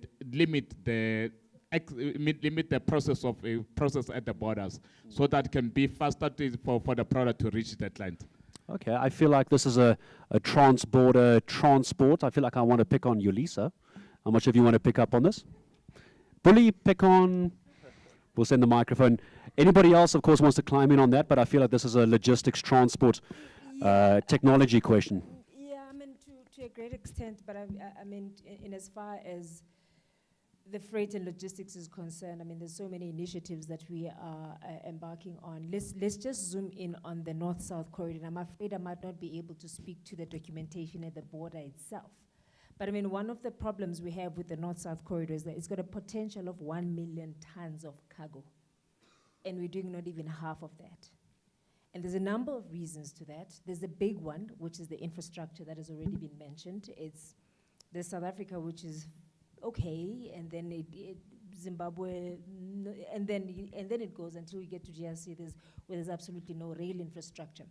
But what the initiative that we've embarked on, it's an old initiative, by the way, as a north-south corridor from the DRC all the way up to the port in in Durban, we've started engaging with each and every one of those rail authorities to say, how do we solve the problem of bringing cargo back onto rail? So there's a number of things. One is dealing with governance, because on that corridor, it's every man for himself and God for us all, and it's not working. Even in the manner in which we approach our customers, including the planning. So what happens in the DRC, you get to Zambia, then it's starting all over again. You bring in fresh locals, fresh crews, and then it goes again until a trip that is supposed to take however X number of days takes double the amount of time to do that. And we are hoping that with the railway authorities having bought into the idea, we've also developed a white paper on governance. We're hoping that pretty soon we'll get the political buy-in, and then we start taking the corridor as we should. One of the initiatives that it's work that was done by the World Bank and the NIPED Business Forum was to say, at some point we need to try a block train that will move the cargo from one country to the other without stopping. The same is with Mozambique and ourselves as Transnet. We were speaking to our CFM, which is the counterpart for Transnet Freight Rail, to say, actually, when you're bringing from our mines in Palabora to the border or to the port in Mozambique, that train should move all the way from the pit to the port, and we grant them the same rights from Mozambique to the port, either in Richards Bay or in Durban. So there's a lot of work that has gone into this, and we're just hoping that at some point we get it right, because it has been in talks for quite a number of times. I think before we move on to perhaps a third question, I'm not sure if someone does have a third question before we wrap up for now. The question as well was around the technology of this. What does the technology look like for businesses moving between borders? And perhaps if I can stay with you, Yolisa, for the moment on that, because we're talking about logistics, the management of the movement of goods. Technology behind this, is there a way to make it easier, make it more seamless? The minister was talking about borderless. What does the technology look like? 100%. I mean, look, if I speak from the top of my head, I think there's absolutely none happening right now. If a train moves from one country to the next, there is no telling where the train is, where the cargo is. I mean, the turnaround time of those trains is appalling, actually, for a simple reason. You don't know once it's crossed the border where else it lands other than where it was supposed to go as its final destination. So we actually have piloted something about 2 years ago that would look at tracking those trains, but it goes with the documentation. I think most importantly, though, the opportunity that came with COVID is that you don't have to have people coming physically to the offices to file papers. These are things that can be done online. But I do think therein lies an opportunity for digitization rather of the sector. Before I look for a third question, I'm not seeing any more hands for now. Any other, one of our panelists want to weigh in? Just to quickly fully agree and concur to what's just been said. In South Africa, the system is quite modern, actually, because we can go for customs declaration online, and you can track should it be import or export. Then comes the challenge of the interconnectivity of the customs authorities along the chain. And I think one of the solutions would be the train, because as you just said, a block train from from South DRC down to Durban, it goes all along the way and there's no custom stop. Today, when we go across borders, don't know if everyone knows, but when you go to a border post in Botswana, it can be a small, tiny border post like you wouldn't imagine. There's a queue, which we call a queue, but it's more of a traffic jam of up to 40 or 60 kilometers of trucks that are waiting for their turn to clear the cargo. So not only it's a matter of congestion of the whole region, but it's putting a lot of pressure as well on the logistics as a whole, and on the competitiveness of the logistics, because a truck that's not moving, it's costing money. So it's increasing the rates, and it's making the whole region not as competitive as it could be when you look at, and I will just finish on this, there are 3 corridors actually that we look into in this region. One is Durban, which is supposed to be the best. The second one is going to be Beira and Maputo, again to access to the interland countries. And the third one, which is very competitive, is Dar es Salaam. So we evolve in a region which is actually where 3 corridors are competing against each other. And I think, again, we have the best infrastructure here, from here to the region. It's just a matter of connectivity. Mr. Roundtree, I think I saw your name up as well. We'll end on this one. Britain, where I'm from, has a lot to say sorry for in this region, but we're giving you something now. It's a live example of a slow motion car crash of our decision to leave a free trade area and a customs union. And what you're seeing is the potential breakup of our country over border checks and regulation at border lines between Northern Ireland and Ireland. And you're seeing real and lasting damage between our trade with between Britain and the wider European Union. And it's to your question, Oscar. The reason for that is standards and regulatory divergence and differences, and the opportunity that the Africa Greater Free Trade Agreement gives you is, and they're doing it in tranches, you know, looking at different segments. The more people look at Africa from the outside and see one place, but it's very heterogeneous, huge differences between countries, but the areas where you can start finding some regulatory and standards alignment, that's how you're going to then start to speed up and when technology can start coming to pass. But so long as there are plurality and heterogeneity of regulatory standards, you can't really take advantage of those technologies. But Britain is giving you an example of how great a free trade agreement is and the problems there are with leaving it. Is that Boris Johnson? I think he's giving you a hint. It's time to wrap it up. I'm not sure if Michelle, you'd like to just climb in before I say goodbye on this. I feel like I haven't spoken to you yet. Hello, Michelle. Perhaps you have a comment on either of the two questions before we end this particular session. Yes, thank you very much. I think really importantly here, and I think Nell, you've just really focused in on that. It's the cooperation. When you've got these free trade agreements that are now coming into play, it's finding the commonality and putting the pieces together to actually build on that. Things are not just going to happen because the trade agreements are there. It takes every country, every business in those countries to work together to create the environment that then creates that development. And for me, what that really links well into is sustainable growth, and then coming back to that IT perspective, we spoke about South Africa having, the great skills in terms of IT, and definitely something that we can hone in on to create an environment where, again, we create that growth through development of IT skills in our country, which then can foster through into Africa, where, again, the skills are there, they're just not being developed. It's the lack of development of the skills, the technology is there, the will is there. It's how to put it all together. I'm going to say thank you to the entire panel. A round of applause, please, for our panel. There's going to be a whole bunch more of this. I think Mr. Neil Roundtree wrapped it up very nice. When you start hearing beeping noises on set, we all start panicking a little bit. Mr. Neil Roundtree, Timbi Nkosi Bonekela, Hervé Perron, Lexela Francisco, Michelle Olkes, and Yolisa Kani. There's going to be a lot more.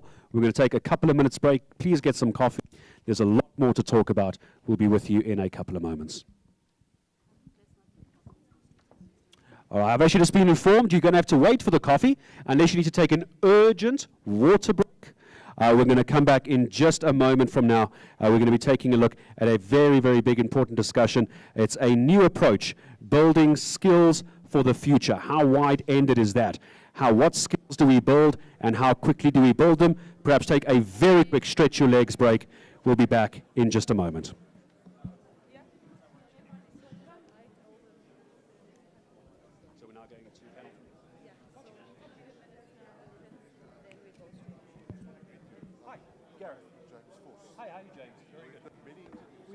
Cape Town tourism. Yes, of course. Investment, flights.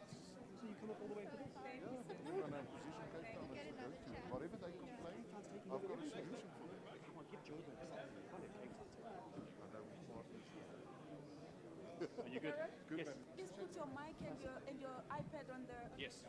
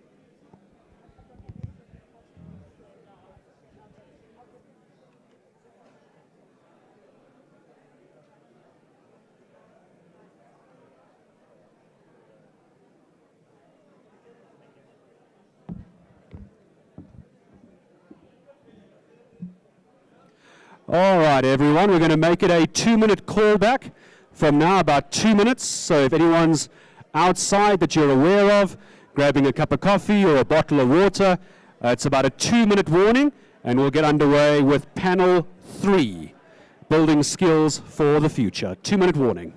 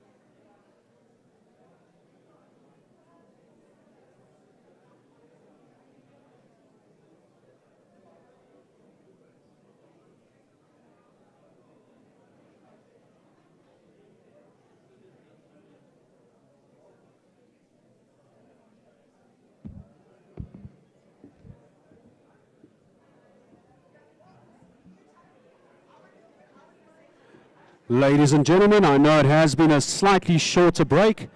If perhaps... Yours working? Test. Ladies and gentlemen, I know it has been a slightly shorter than planned break. If I could ask everyone just to make their way back into the venue, we're going to get underway with what is going to be panel 3. Just a quick bottle of water, a quick sip of coffee, and we're going to get underway again in a couple of minutes from now. In fact, when I say a couple of minutes, I mean 1 minute. So if you make your way back into the venue, I'd appreciate it. Thank you.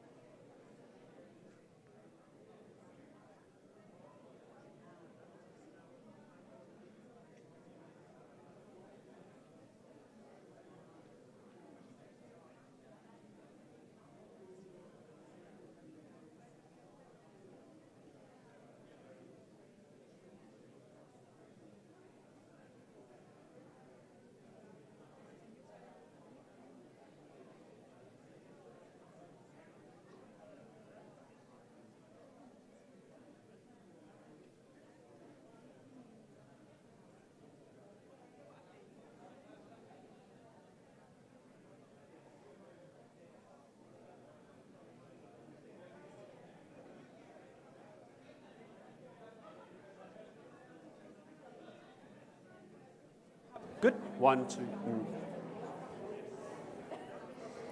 All right, ladies and gentlemen, we're going to begin making our way back into the venue. We are expecting our panelists to be joining us for what is going to be discussion 3. I'm not sure if anybody outside is able to hear us. Perhaps we can call our friends, our colleagues, and our new acquaintances, all our panelists. I could ask you to make your way onto the stage wherever you're comfortable.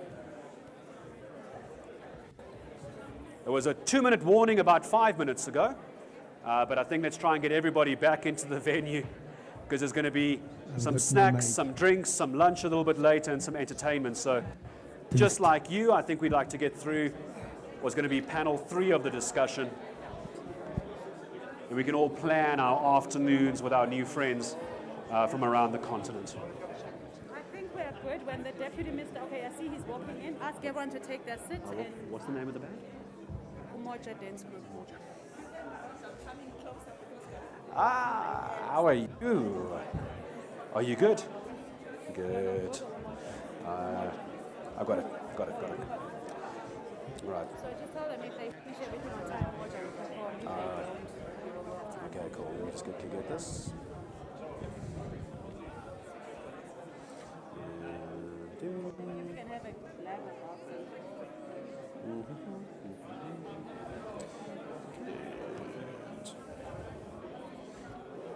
All right, ladies and gentlemen, I have been given the license for a little bit of bribery.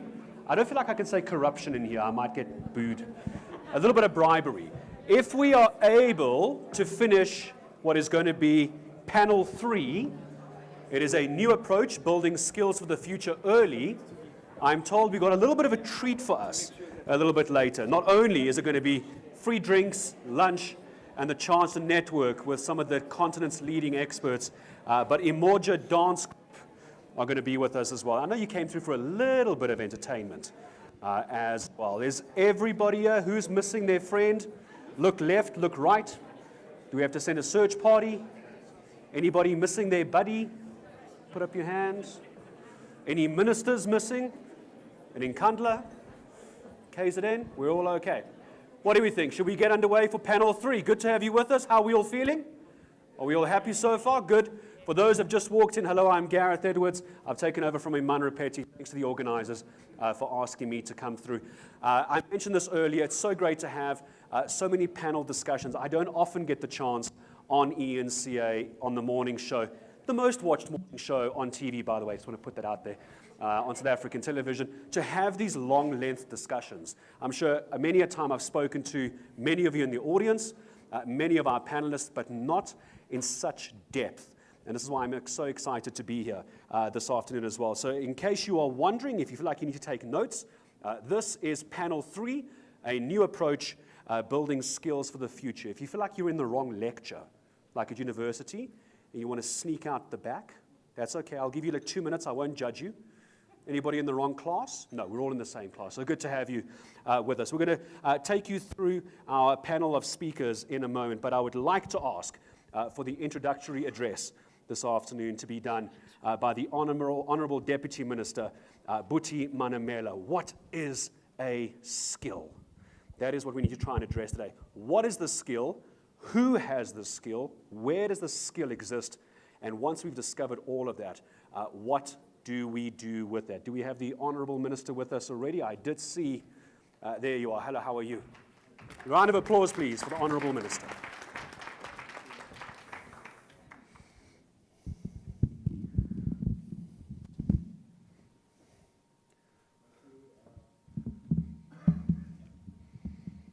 Okay. Can you hear me? I can't hear myself. As long as you can hear me. Thank you, Program Director, and let me also extend my greetings to the panel and a few dignitaries, including the Minister of Agriculture. It was such a pleasure to listen to you, and I hope that some of the commitments made, continued commitment made in order to strengthen both our countries' relations and also, ensuring that we make ease in terms of trade within Southern Africa and also the continent are taken through. But also, if they're still here, the French ambassador to South Africa, and also the chairman of the French South Africa, or the French South African Chamber of Commerce and Industry, and also the French Trade Commissioner, if they're here, and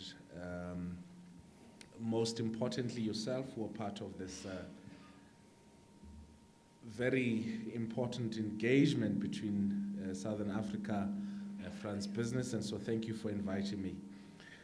The business and investment relations between South Africa and France are well established and demonstrated by the presence of over 370 subsidiaries of French companies across key sectors of our economy, employing over 65,000 South Africans. And so we do not take this engagement very lightly. Now, with the advent of the COVID-19 pandemic, we were all forced, both government and also various other social actors, to radically rethink a number of things that are critical to our continued existence as humanity. And part of the things which we had to do is obviously to rethink the question of skills and skills development and what we need skills for.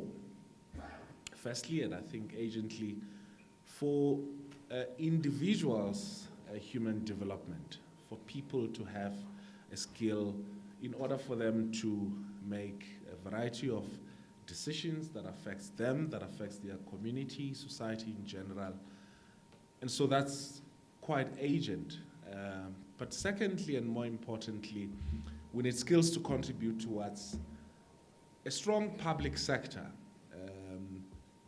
strengthen public service, strengthen the judicial system, issues around safety and security, and a whole range of other issues that involves how an effective public sector should operate. So we think that that's quite agent skills in that regard. Thirdly, and I think more importantly, the skills demanded within the private sector in order for individuals to pursue their entrepreneurial initiatives, or for both national and multinational companies to utilize those skills in order to continue doing business in our country. And there's a whole range of myths that have been associated with the challenge of the South African skills development regime, and some of those include the fact that our universities are not producing the kind of skills that are required for the market and for the economy.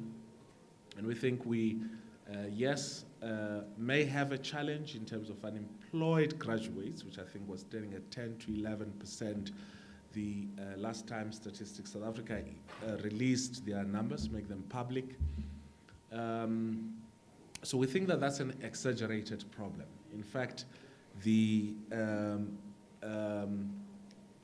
appropriation of our graduates, we believe, remains fairly high, and that it's something that we are obviously committed to continue seeing happen. In fact, one has a better advantage in the South African labor market if they have some form of post-school education and training qualification for them to be employed or towards self-employment. Also, that there's a huge skills mismatch, which we believe, remains a bigger challenge.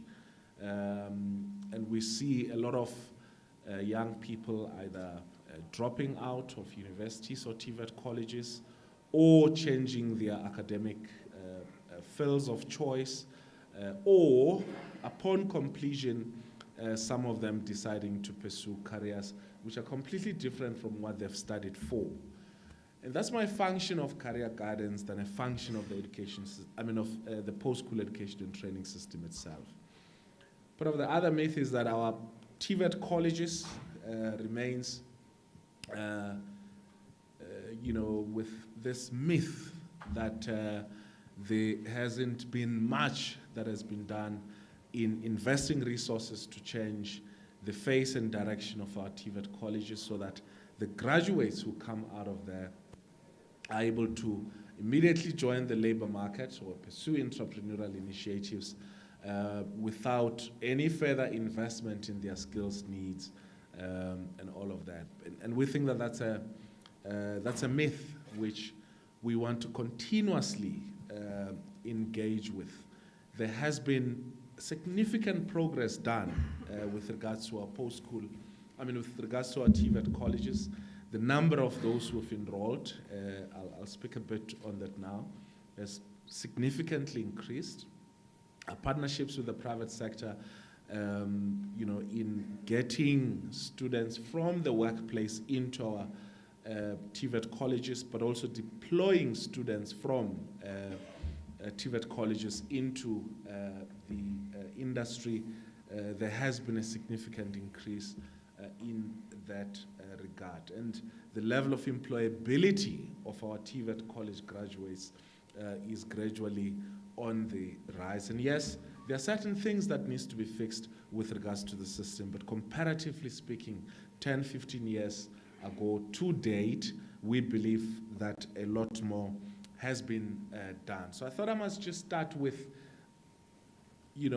addressing what I believe are why we urgently need skills, particularly post-COVID, but also what are some of the myths that are associated with our post-school education and training system, which are not necessarily related to what the facts say on the ground. And so this doesn't mean that we're not continuously rethinking our skills strategy.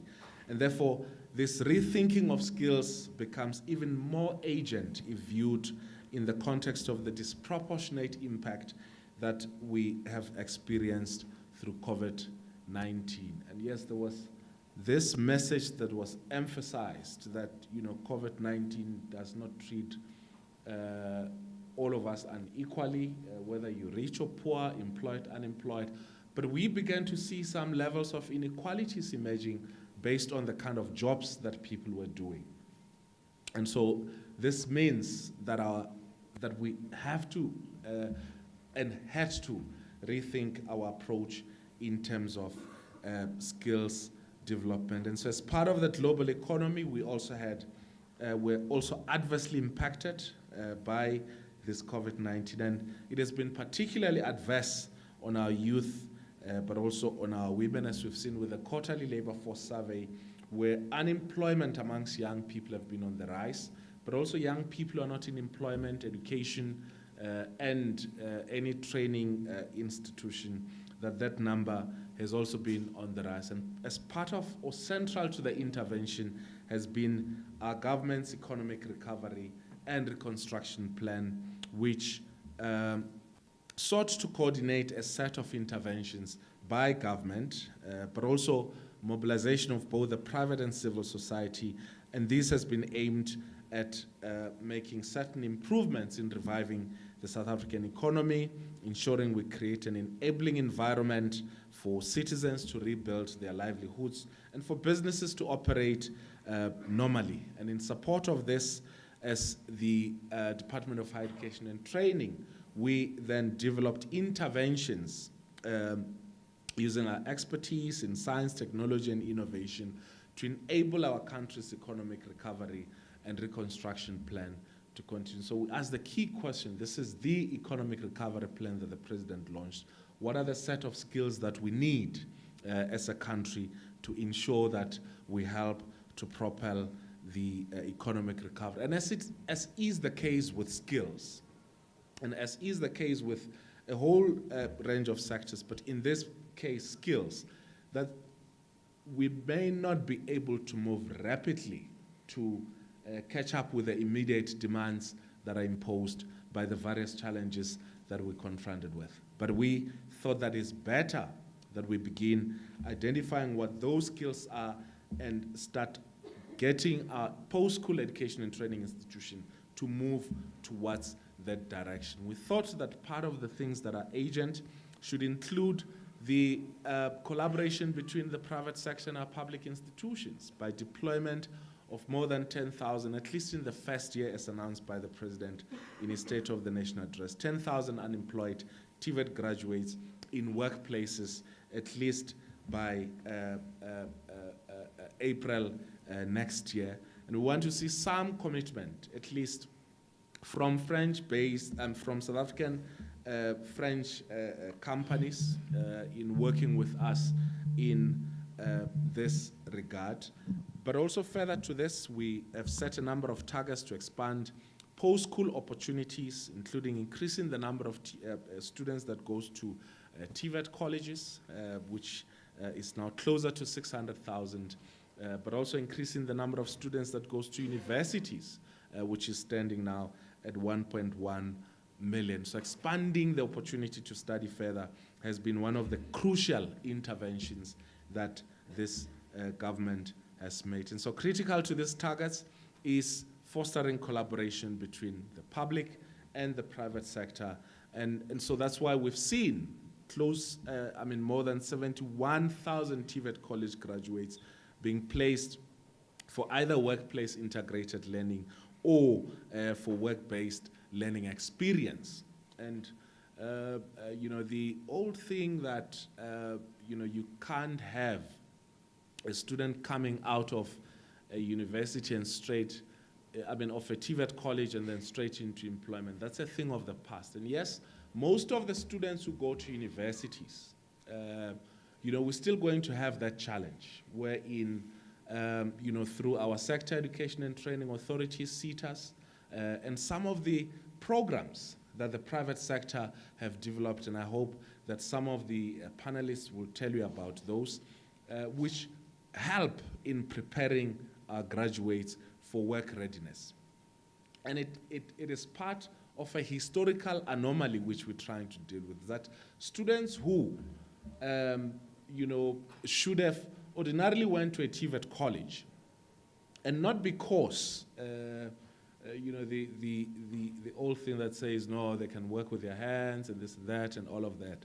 We're trying to unsubscribe to that ideology that those students who go to TVET colleges should only be those who can work with their hands. We think that most students actually who go to university shouldn't have gone to university in the first place. Whether they're straight A students or not, it matters not, because the anticipation is that they're going to a post-school education and training institution to prepare themselves for the world of work.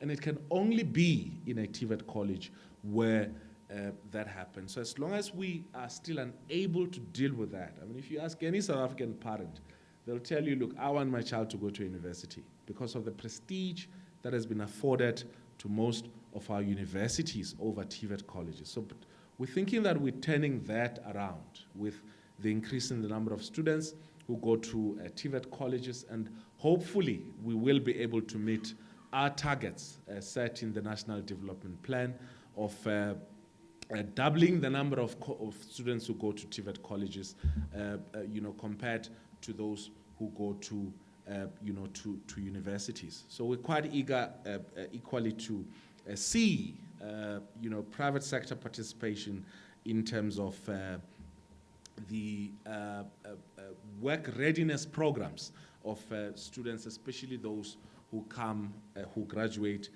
from universities. And so I'd also like to acknowledge, I think, the important results which continue to be achieved by the South African Institute of the French South African Institute of Technology, which is at the Tshwane and Cape Peninsula Universities of Technology, in preparing the next generation of South African electric engineers, including for satellite engineering.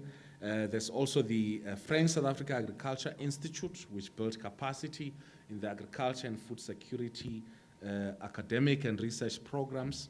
Disadvantaged institutions, at South Africa's historically disadvantaged institutions, as it relates to science, technology, and innovation, there are also a whole set of interventions that I would want to briefly speak about. The revitalization of existing sectors and industries. We believe science and technology focus has been moving towards that direction, but also the exploitation of new resources, of economic growth, the building of a capable state, and support for broad-based economic, broad-based education and skills development. And so key among these is our contribution to ensuring energy security.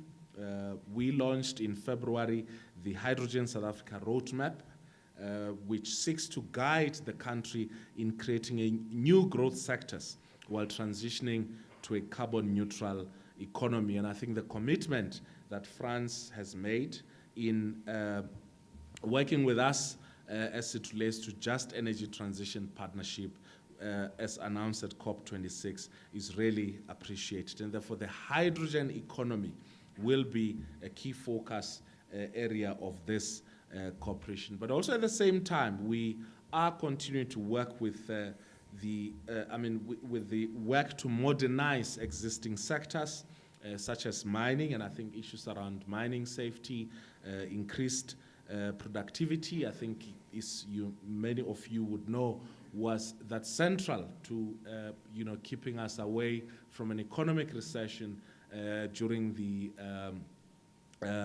pandemic and a whole range of other crises that we faced in the country, was the mining sector. And so we're mobilizing the national systems of innovation to focus in helping us to keep our mining sector as productive as it should be. So the policy framework, we believe, is provided within by our white paper on science and technology, which sets long-term policy direction for our government to ensure a growing role for science, technology, and innovation in a more prosperous and inclusive society. And so to enable the implementation of this white paper, we've also adopted our Science and Technology Decadal Plan, which seeks to place a national system of innovation towards increasing positive impact on South Africa's socio-economic and environmental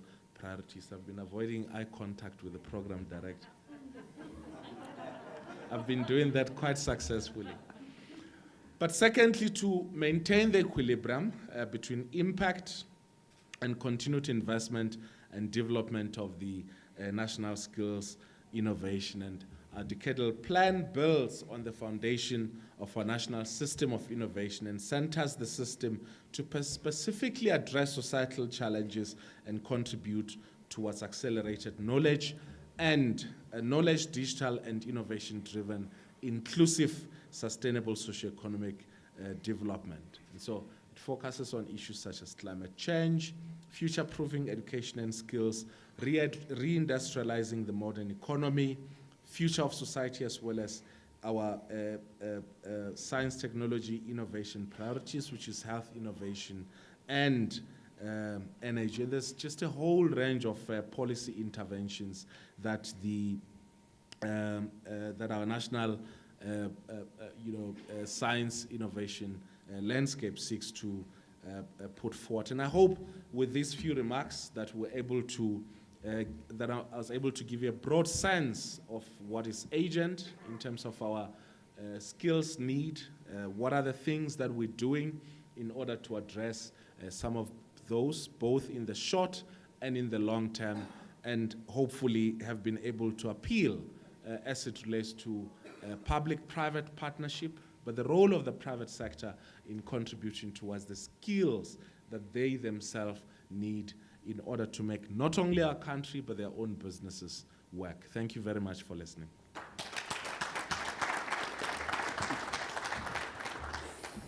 Thank you very much indeed to the Deputy Minister from Higher Education and Training. Nothing scares a Deputy Minister or a Minister more than a program director. Not even news anchors and journalists can scare a Deputy Minister. So we're going to go straight into our conversation this afternoon. Do we have a microphone? We do have a microphone. So what I'm going to do, for those who've just joined us this afternoon, we're going to talk about building skills for the future. And I'm not sure who would like to start with this. I always feel it's just great to climb in. Who had a giggle? Who had a laugh? Who snorted a little bit when the Deputy Minister was talking about TVET education versus university education? That's what you said. So which is better? Is there better? Are they different? Who's brave enough? Who wants to put up their hand? Who wants to go with this one? There we go.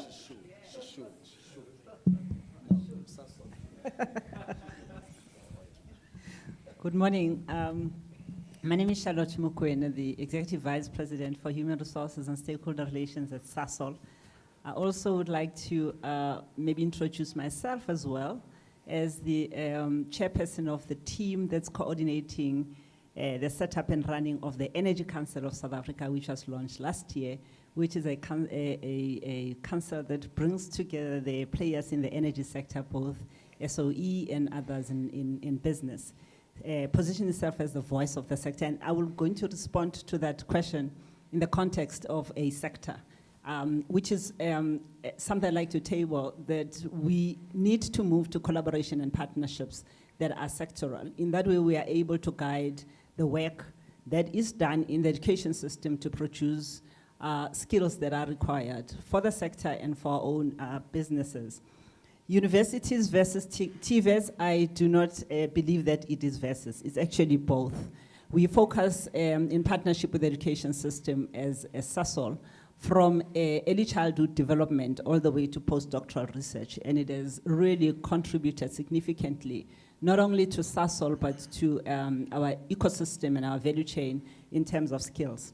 So the TVET colleges, participation of business, we need to partner as a sector, or even as this particular formation that we are participating in, and identify how do we support TVET colleges to produce the skills that we require. We have had high absorption rates, as SASOL, as the Deputy Minister was saying, because we participate in curriculum design, we participate in teacher education, participate in the infrastructure in technical schools that is required for the learners to use to study. So we have contributed to also putting technology in universities that we as a sector and a business require, so that the engineer that graduates, or the graduate that's going to go into engineering, or the ones that graduates for TVET colleges, are particularly training ready. We tend to want them to be workplace ready, but they're usually training ready, because the kind of specific solutions and services as well as technology we use in the private sector is not necessarily always present in the TVET colleges. So 50 TVET colleges in the country, it's not possible to extend our resources to all of them. However, Deputy Minister, and maybe us as business, we need to cooperate in streamlining which TVET colleges will support which sectors. I know it'll force our students to move across the nation, but we are not necessarily a very big country. If we support students to go to specialized TVET colleges, then we will, as a sector, cooperate better in ensuring that we can put our resources in those. But the cooperation of the private sector with the education system and within ourselves, sectorally or even regionally, will lead us to be able to influence the kind of outputs that our education systems give. So we need both engineers and TVET graduates, and we need to support the education system to bring us the skills that we require. I'm seeing two. I've got a microphone. Thank you, Olivia. I've got two nodding heads. So who shall I start with? Zanelle, would you like me to start with you? Yeah, let's do that. Great. So I think just to add to what my colleague has said, good afternoon, everybody. My name is Zanelle Dalglish. I'm the Director for Sustainability and Academy for Schneider Electric in English-speaking Africa. So Schneider Electric is a global energy management specialist, and we are absolutely passionate about education. And I couldn't agree more with what my colleague from SASOL has mentioned, in that Schneider Electric has a very broad education program. First of all, we focus on education of youth and specifically skills development. And Deputy Minister, I'll get to the TVET colleges shortly. And we also have an academy that we've established that looks at supporting established engineers, consulting organizations, as well as our customers. And also, once again, right from grassroots level, we also have early childhood development programs. What we really believe is critical in South Africa is looking at innovative solutions and how we can automate energy within the academic environment. We really take a very key position on taking our solutions and technologies into universities so that we have engineers that could be ready for future skills and future jobs. And in TVET colleges, we invest a lot in having the technology that is required for practical training. So what we have seen in the training centers where we have partners, specifically in TVET colleges, It's often either a lack of skill in terms of training the trainers on how to utilize the technology, or first of all, having the technology available. So Schneider Electric, with our foundation, have invested a lot in making sure that we could bring this technology available for practical training. And then, of course, also, there's quite a lot to accompany with that in looking at gender equality, bringing more ladies into the training programs, as well as also life skills training in how they would transition from an academic environment into industry.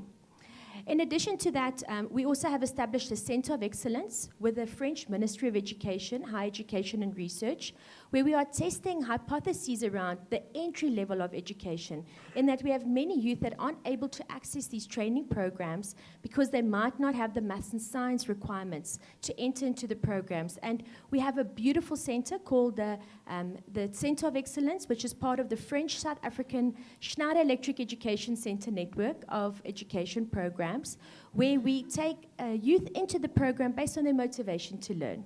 We do maths and science teaching with them, a lot of life skills training with them, and really understanding those more basic needs and requirements that they have to be in a learning environment and then transitioning them into the work environment. So I absolutely believe and agree with what my colleague from Sasol has said, is that both are very important, different point of view, but really what's important in South Africa is for us to also prepare our youth for future technologies, the kinds of solutions that we would have in future, sustainability, digital energy, and we really have lovely digital artisan programs and solutions available to promote this from Schneider Electric's side, and welcome many others to join us in the sector, as collectively we'll make the best impact. Zanel, thank you very much. Round of applause, I think, for our first two opening comments. I'm so glad you mentioned digital energy. I think Trace TV, I think, is one of those that has taken that, Olivia, and has made it very clear, not what it means on paper. You've visualized what digital energy looks like. Yes. Good afternoon, everybody. I can see that the people that were sleeping a little bit woke up, so congratulations. That means that this panel is bringing a new energy, not digital, but live energy to the room. So I'm Olivier Locher. I'm the co-founder and chairman of Trace. Some of you may know Trace. We are, at the very beginning, we started as a media company. We've got TV channel, radios. About 10 years ago, we created a foundation, the Trace Foundation for Youth Success. Along the way, we realized that the key priority for young people, especially in Africa, was to get a job. And to get a job, you need to have skills. You need to have either TVET education, university, or many of them, in fact, will create their own job. And we realized it was not that easy. Less than 20% of African youth will go to higher education. So 80% of them will have no TVET, no university, no higher education at all. So most of them will be self-employed. They will work in different agriculture or different jobs that they will create themselves. So this is a reality that we have to take into consideration, and this is why also we decided to really tackle this challenge and create a new platform which is complementary to TVET or to universities, which is a digital platform. And we form around ourselves a coalition of partners, including Schneider, including L'Oréal, Visa, MasterCard, Bureau Veritas, many French companies, including the French government also, that gave us a grant to do the pilot of this platform, which is named Trace Academia. And we are building, in fact, this platform here from South Africa, not only the technical platform, but also the content. We realize that part of the key challenge for young people regarding skills and jobs was, first, most of the time they don't even know the jobs that are available. So we needed to also use our media power to educate them about the jobs that are available. And second, we needed to reinvent the narrative to bring education to them, because it's not easy. When you left school, you drop out at 16, 17, you don't have many opportunities to go back to a system where they will educate you. So we decided to use, in fact, their behavior, their mindset, their culture, what they like, and we use, in fact, entertainment, digital, and above all, the expertise of a coalition of partners. For instance, with Schneider, which is an expert in energy, and also with a lot of commitment in education, as you could see it, we have developed a particular curriculum so that these young people can get incentive, can get learning, can get interest and going back to education.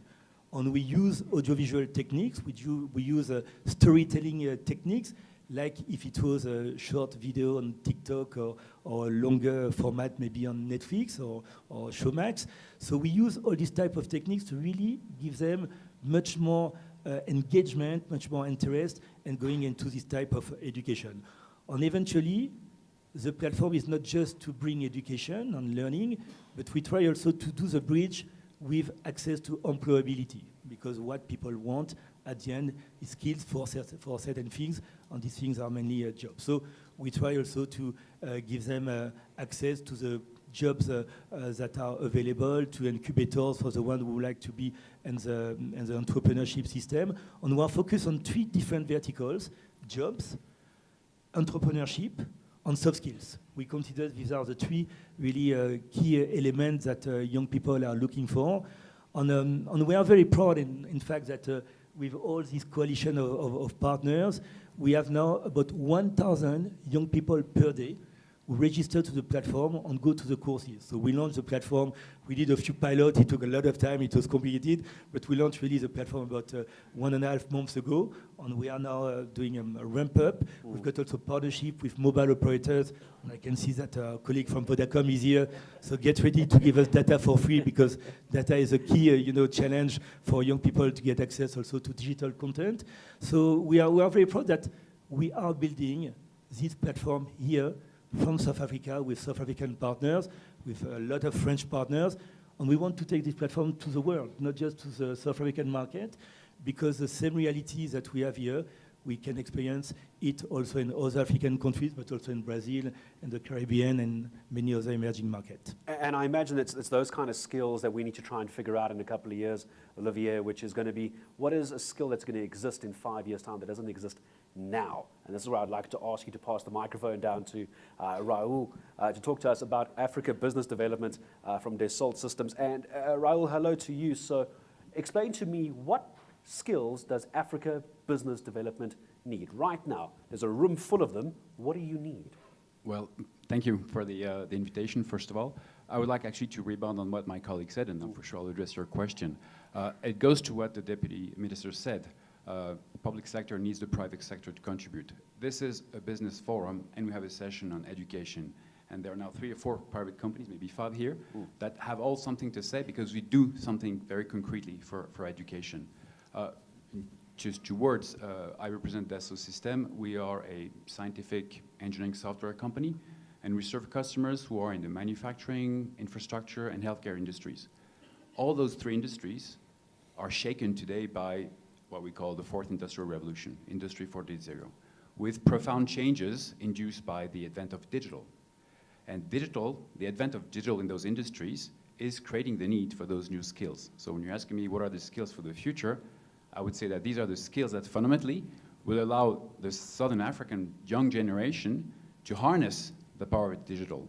And it's immense. So yes, it does in particular concern the disciplines that are known as STM, Science, Technology, Engineering, and Math.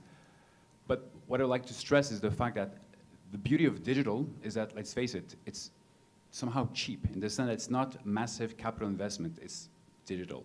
And as such, it creates the opportunity in this region for the young generation to acquire those skills that will allow to create products and services in Southern Africa, manufacture, build them in Southern Africa, and these products and services are to be consumed by Southern African consumers. What about the as well. digital divide? Forgive me, but I agree with you. But I would What like about to the continue on digital that. divide? Actually, the other beauty of digital is that it's also, there's this inclusive power of digital when it comes to learning. And I think what Olivier, you guys are doing is just a perfect example, all right? Because you break boundaries, you cross organizational boundaries, you cross gender boundaries, and especially in the STM disciplines, female students are underrepresented because of historical prejudice and so on. And TVET colleges is where actually you can have female students approaching STEM disciplines because of the fact that they are not being helped by the advent of digital. And just one last word, give you another concrete example, and not to oppose universities with colleges and TVETs. For us, it's all in one thing. There's a continuous journey from the youngest age to older generations. And here, as an example of France Southern African cooperation, in this country, the system, we have established a center of competence. It's not a center of excellence, but a center of competence at Durban University of Technology and Cape Town University of Technology to actually break this, or to bridge the gap between education and the needs of the job market. And what we do at these University of Technology is contaminating the surrounding environment to the TVET colleges that are also part of that ecosystem. So there's certainly no boundary to establish, but as a contrary, a very nice ecosystem. And again, the beauty of digital is that it creates continuity across these different audiences. And I could see the hand going up on the far side from Vodacom, Mr. Matimba Mbungela, the only man who competes with me on TV for cooler socks, by the way. You know I'm going to ask about the digital divide. I saw your eyes when I said it. Your eyes lit up. Digital divide. Let's not pretend a lot of people have got the access that is needed for this. It's an ideal, but we're not there yet. Yeah, my name is Matimba Mbungela. I'm the group head of HR for Vodacom across Africa, and it's a pleasure being here. I mean, look, I'm going to start with our purpose as Vodacom. Vodacom, we currently operate in about 8 countries in the continent, and our purpose is very clear. We've stated it in the public domain. We connect for a better future. So it's quite important for us to be clear in terms of all stakeholders that we engage in terms of where we start from with our purpose. With our purpose, we've got 3 key pillars. One is digital society, the other one is inclusion, and the other one is planet. So those 3 key pillars of our purpose drive whatever we do, from the strategy into how we engage with our customers. So let me talk a bit about digital society, which is your point. In terms of how we live with digital society, that we're very clear, and that's why, thanks to the Deputy Minister through the government in terms of the release of high-speed spectrum in South Africa, it's quite clear for us that for us to enable society to be digital, we need the right level of connectivity in terms of spectrum that we have in place. The important part is that in doing so, we make sure that we reach the last mile of the communities in rural South Africa or in rural Africa to make sure that we've got the right level of connectivity. I want to mention an example of something that has happened recently through the COVID, during the COVID times. We actually launched a platform which is well known called Connect You, and it was probably about 18 months old now, 2 years old, which basically zero-rated access to key sites for people in communities. And that zero rating included things like access, having to search for jobs.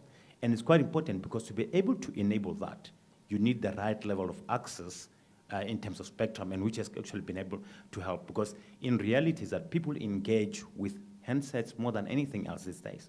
So for us to do that is that we're quite clear in terms of making sure that our purpose comes to life. Interestingly, one of the good examples, and I'm glad to hear my colleagues mention the issue of early childhood access. For us to solve societal problems as private sector, we need not only to live in hope, but to put the hope in action. In our case, we know that even though we play in the high end of the economy, it's quite important to make sure that we create the right level of infrastructure at the bottom of the pyramid in the country. So we've got early childhood centers that we've got in place. Interesting, what we've done is that in those early childhood investments, we didn't look at infrastructure. We looked at how do we create the right level of connectivity in those centers, but also do what we call youth academic training, by training the youth in those local communities to be able to have basic digital skills. One of the key examples that I want to mention, which came out of that, is that about 5 years ago, we started with a concept called Code Like a Girl, which was pretty much to say, how do we make sure that we give access to digital skills for women of the future? And in this case, we identified kids who were basically in grade 8, and at first it was about 20 kids that we started with.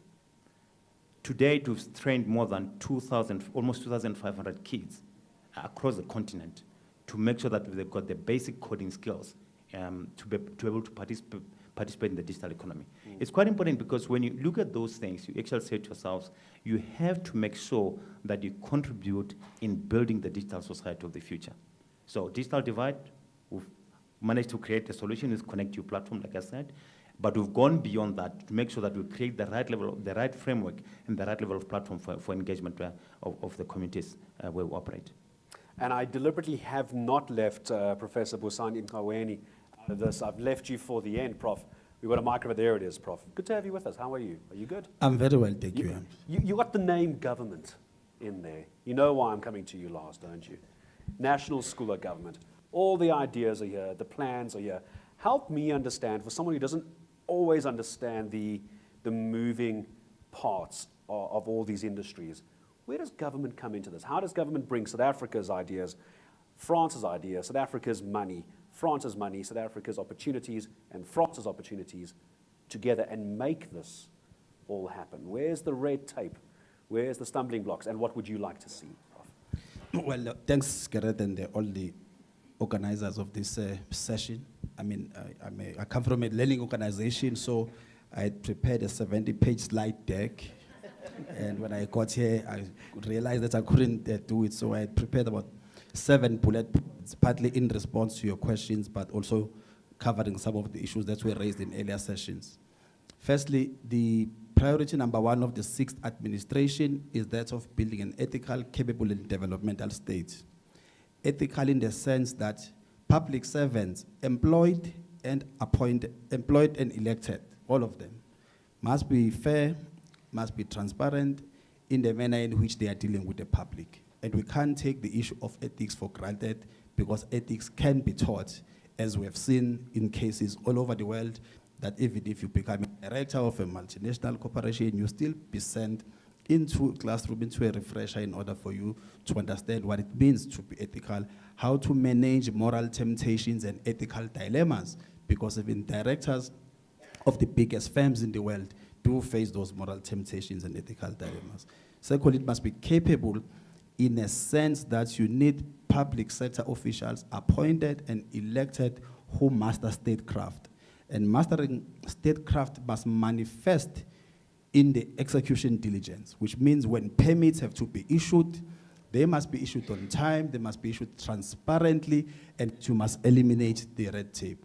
People who haven't mastered statecraft and the art of execution, they will take a year to process a permit that can be issued in 3 months. That is a sign that we haven't mastered statecraft and the art of diligence. And lastly, that is a capable state which must manifest in the quality of the decisions that you make. That you make decisions that are developmental because you are enable investment to happen. You are making decisions that are developmental in the sense that it is creating jobs and benefiting communities. Now, it's been 28 years of democratic experimentation, and I want to use a metaphor of a truck, that the state currently is like a 1-ton truck carrying a 20-ton load. Now, there are a few things that you can do, and there are engineers here and those who are in the logistics space will understand, because it's what they do every day. A 1-ton truck carrying a 10 or 20-ton load will require changes in the Excel system, will require that you retweak the engine to increase the torque, may require a new trailer, will require new springs. It will also require that you remove retreads, because there are lots of retreads in the system.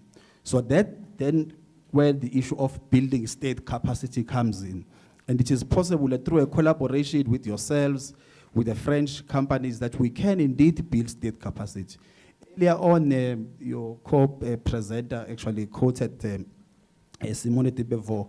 Many of you who've read their history will understand that in the post-war Europe in 1945, there was a lot of effort that went towards building dynamic state capabilities, so that those who are elected and appointed are able to make quality decisions, and they make them on time and in the best interest of the people, because the idea of leading the state is not to frustrate business, but is to enable opportunities to happen. So we are inviting and challenging you as leaders of corporate South Africa and beyond.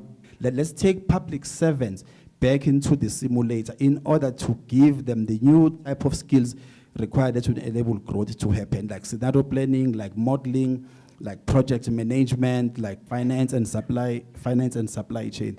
Those are the type of new age skills that are required in the public sector.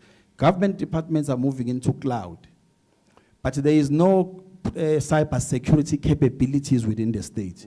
It then raises the risk that even as you digitize the deeds office, which would make it easy for people to issue deeds. If there's no cybersecurity capabilities, then the threats will arise, as many of you experienced it when there was a hack in the master's office. So the challenge that we have as a National School of Government is that we want to collaborate, because servants do want to gain these new capabilities, either through a revolving door arrangement, which we did during the GIPSA period, either through bursaries and scholarships for executive education programs. The beauty of it now is that French universities can teach African public servants on these new age skills without them having to travel to France, because we can use virtual platforms, as we are doing with ENA, now ISNP, as we are also doing with INSEAD. However, there are cost implications associated with, hence our call to French companies to make a contribution towards these efforts of rebuilding the capable state. Thank you. What I want to do before we break for what's going to be an incredible piece of entertainment coming up a little bit later in a couple of minutes, Umoja Dance Group. We did say we finished early. Umoja, I'm going to join us. What I'd like to do, we're going to start on this side with Zanele. I want to just make sure that when we break, and we're going to have a coffee break, couple of snacks, that all of the panelists up here, someone in this room is going to go up and talk to them. But I want to get a clear sense of exactly what each of you are looking for. We're talking about a skill. So, from the National School of Government, Trace TV, Dassault, Vodacom, Sasol, Schneider, in less than a minute from each of you. Welcome to Working in Television. Normally by now, where's Iman Repeti? Iman Repeti is here somewhere. She knows we're having producers yell at us. So you've got 1 minute, each of you, to tell me what is the one skill that you need in your organization today to make a difference tomorrow. Let's start with you. Great, thank you very much for the question. So at Schneider Electric, we're looking for resilient engineers and artisans, and we believe that we play a role in creating them. What we're looking for is partnerships with industry to find opportunities for employment for these people that we have trained, and also specifically collaborating together to get a larger impact altogether. Sharp. To the point. As far as we are concerned at Trace, and particularly for Trace Academia, we are looking to expand our coalition of partners. We've got already about 20 companies and institutions that are with us, including, as I said, Schneider and many others who are here today. But we like to go further, because this topic of skills is completely related to the topic of youth unemployment that you discussed in a previous panel this morning.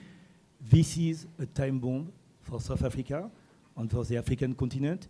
We need to find solution.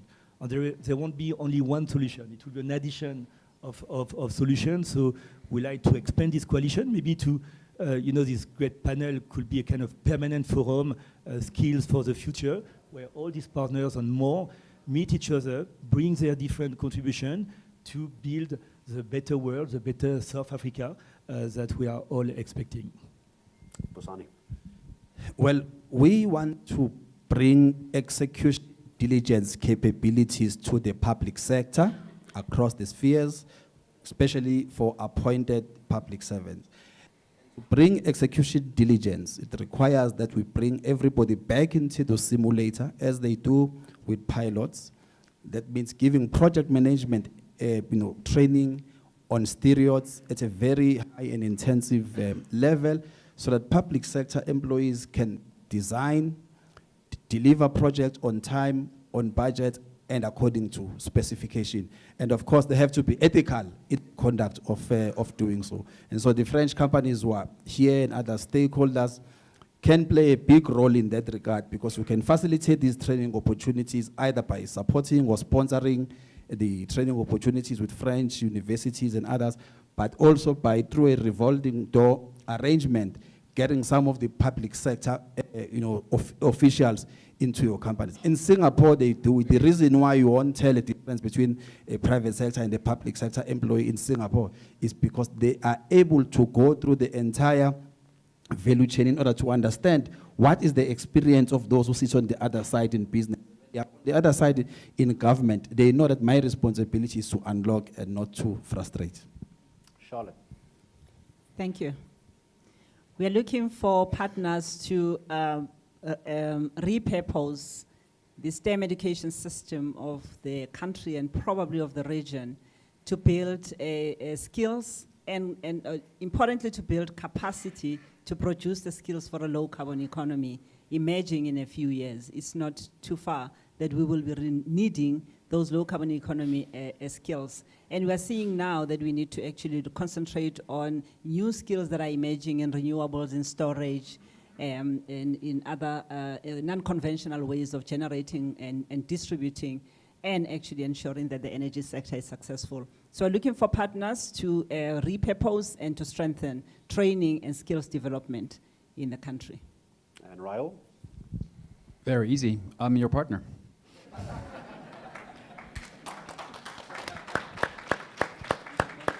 And same thing with Olivier, same thing with Zanel. I think we all share the common goal, which is to bring this workforce to be ready for the skills of the future. And you want more? Do you want new partners? Obviously, but What are we're you also looking- willing what are to you partner looking with the for? public sector to also team up with the Department of Higher Education and Training to indeed modernize their curriculum and ensure that more than ever, the generation that leaves the universities, the TVET colleges, are fit for jobs, but also keep able to create their own jobs. Okay, so it's quite interesting if I said one skill. So I'm gonna talk a little bit about our skills transformation journey as a business. We've actually codified our skills transformation program to be #OneMoreSkill. We've said to ourselves as a business, we need to make sure that each one of our staff member has an opportunity to gain one more skill. So maybe #OneMoreSkill is what this country needs. So from my perspective, we've identified what we call 14 key digital skills that will help us transform our business into the future. I'm glad to hear that Busan was talking about cybersecurity, because that's one of the key skills that actually not only a technology company like ourselves needs, but actually all businesses. We know the experience of what happens when you get hacked. So the skills that we need as a business, it's actually what those 14 digital skills, which includes robotic process engineering, which includes big data and analytics, which includes software engineering, which includes cybersecurity. These are all those future skills that we desperately need as a business, and I think definitely as a country. So on that note, #OneMoreSkill. #OneMoreSkill. Round of applause, please, for our entire panel talking about skills. And it was so important because it's wonderful to hear the experts and the leaders talk about this, but I was hoping someone like me in the audience is sitting back going, great, but what can I give you? What do you need from me? You might not know exactly what I can do or what you need. So thank you to every single one of you for joining us. And we're going to be taking a little bit of a break, a couple of snacks. But before we get to that, please do yourself a favor. Before you get that food and those snacks, we're going to come back for the next session at 2 p.m. But before we get there, Umoja Dance Group are going to be coming in. They've been waiting for this. We've been waiting for this. They're going to be coming through. So please just give us a few moments of your time. I'm going to ask our panelists, unless you want to dance, you're welcome to stay on stage. Please make your way off.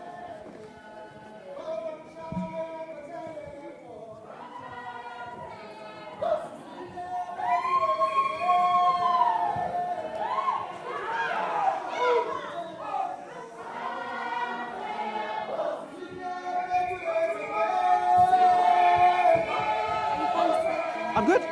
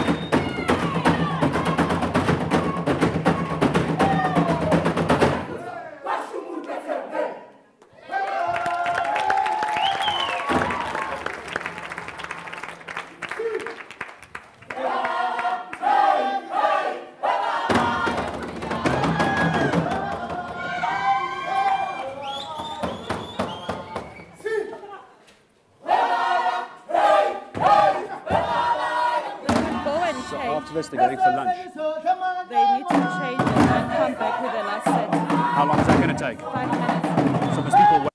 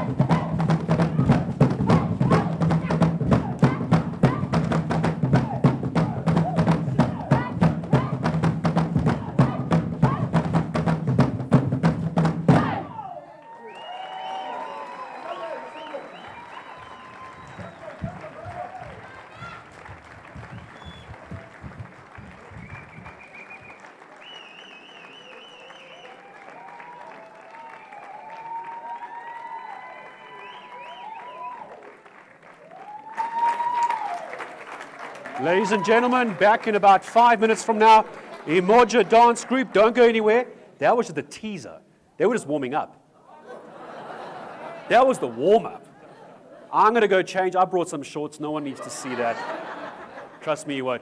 Please stay where you are. If you can, just swap some business cards. They're going to come back with something extra special. I'm going to give you 2 names. Hot Sticks, Miriam Makeba, maybe 3, Sophia Town. That's what's coming through that door in about 5 minutes. Don't move. France, welcome to South Africa. This is what we do when we do business. Don't go anywhere. Yeah, I was here the whole morning.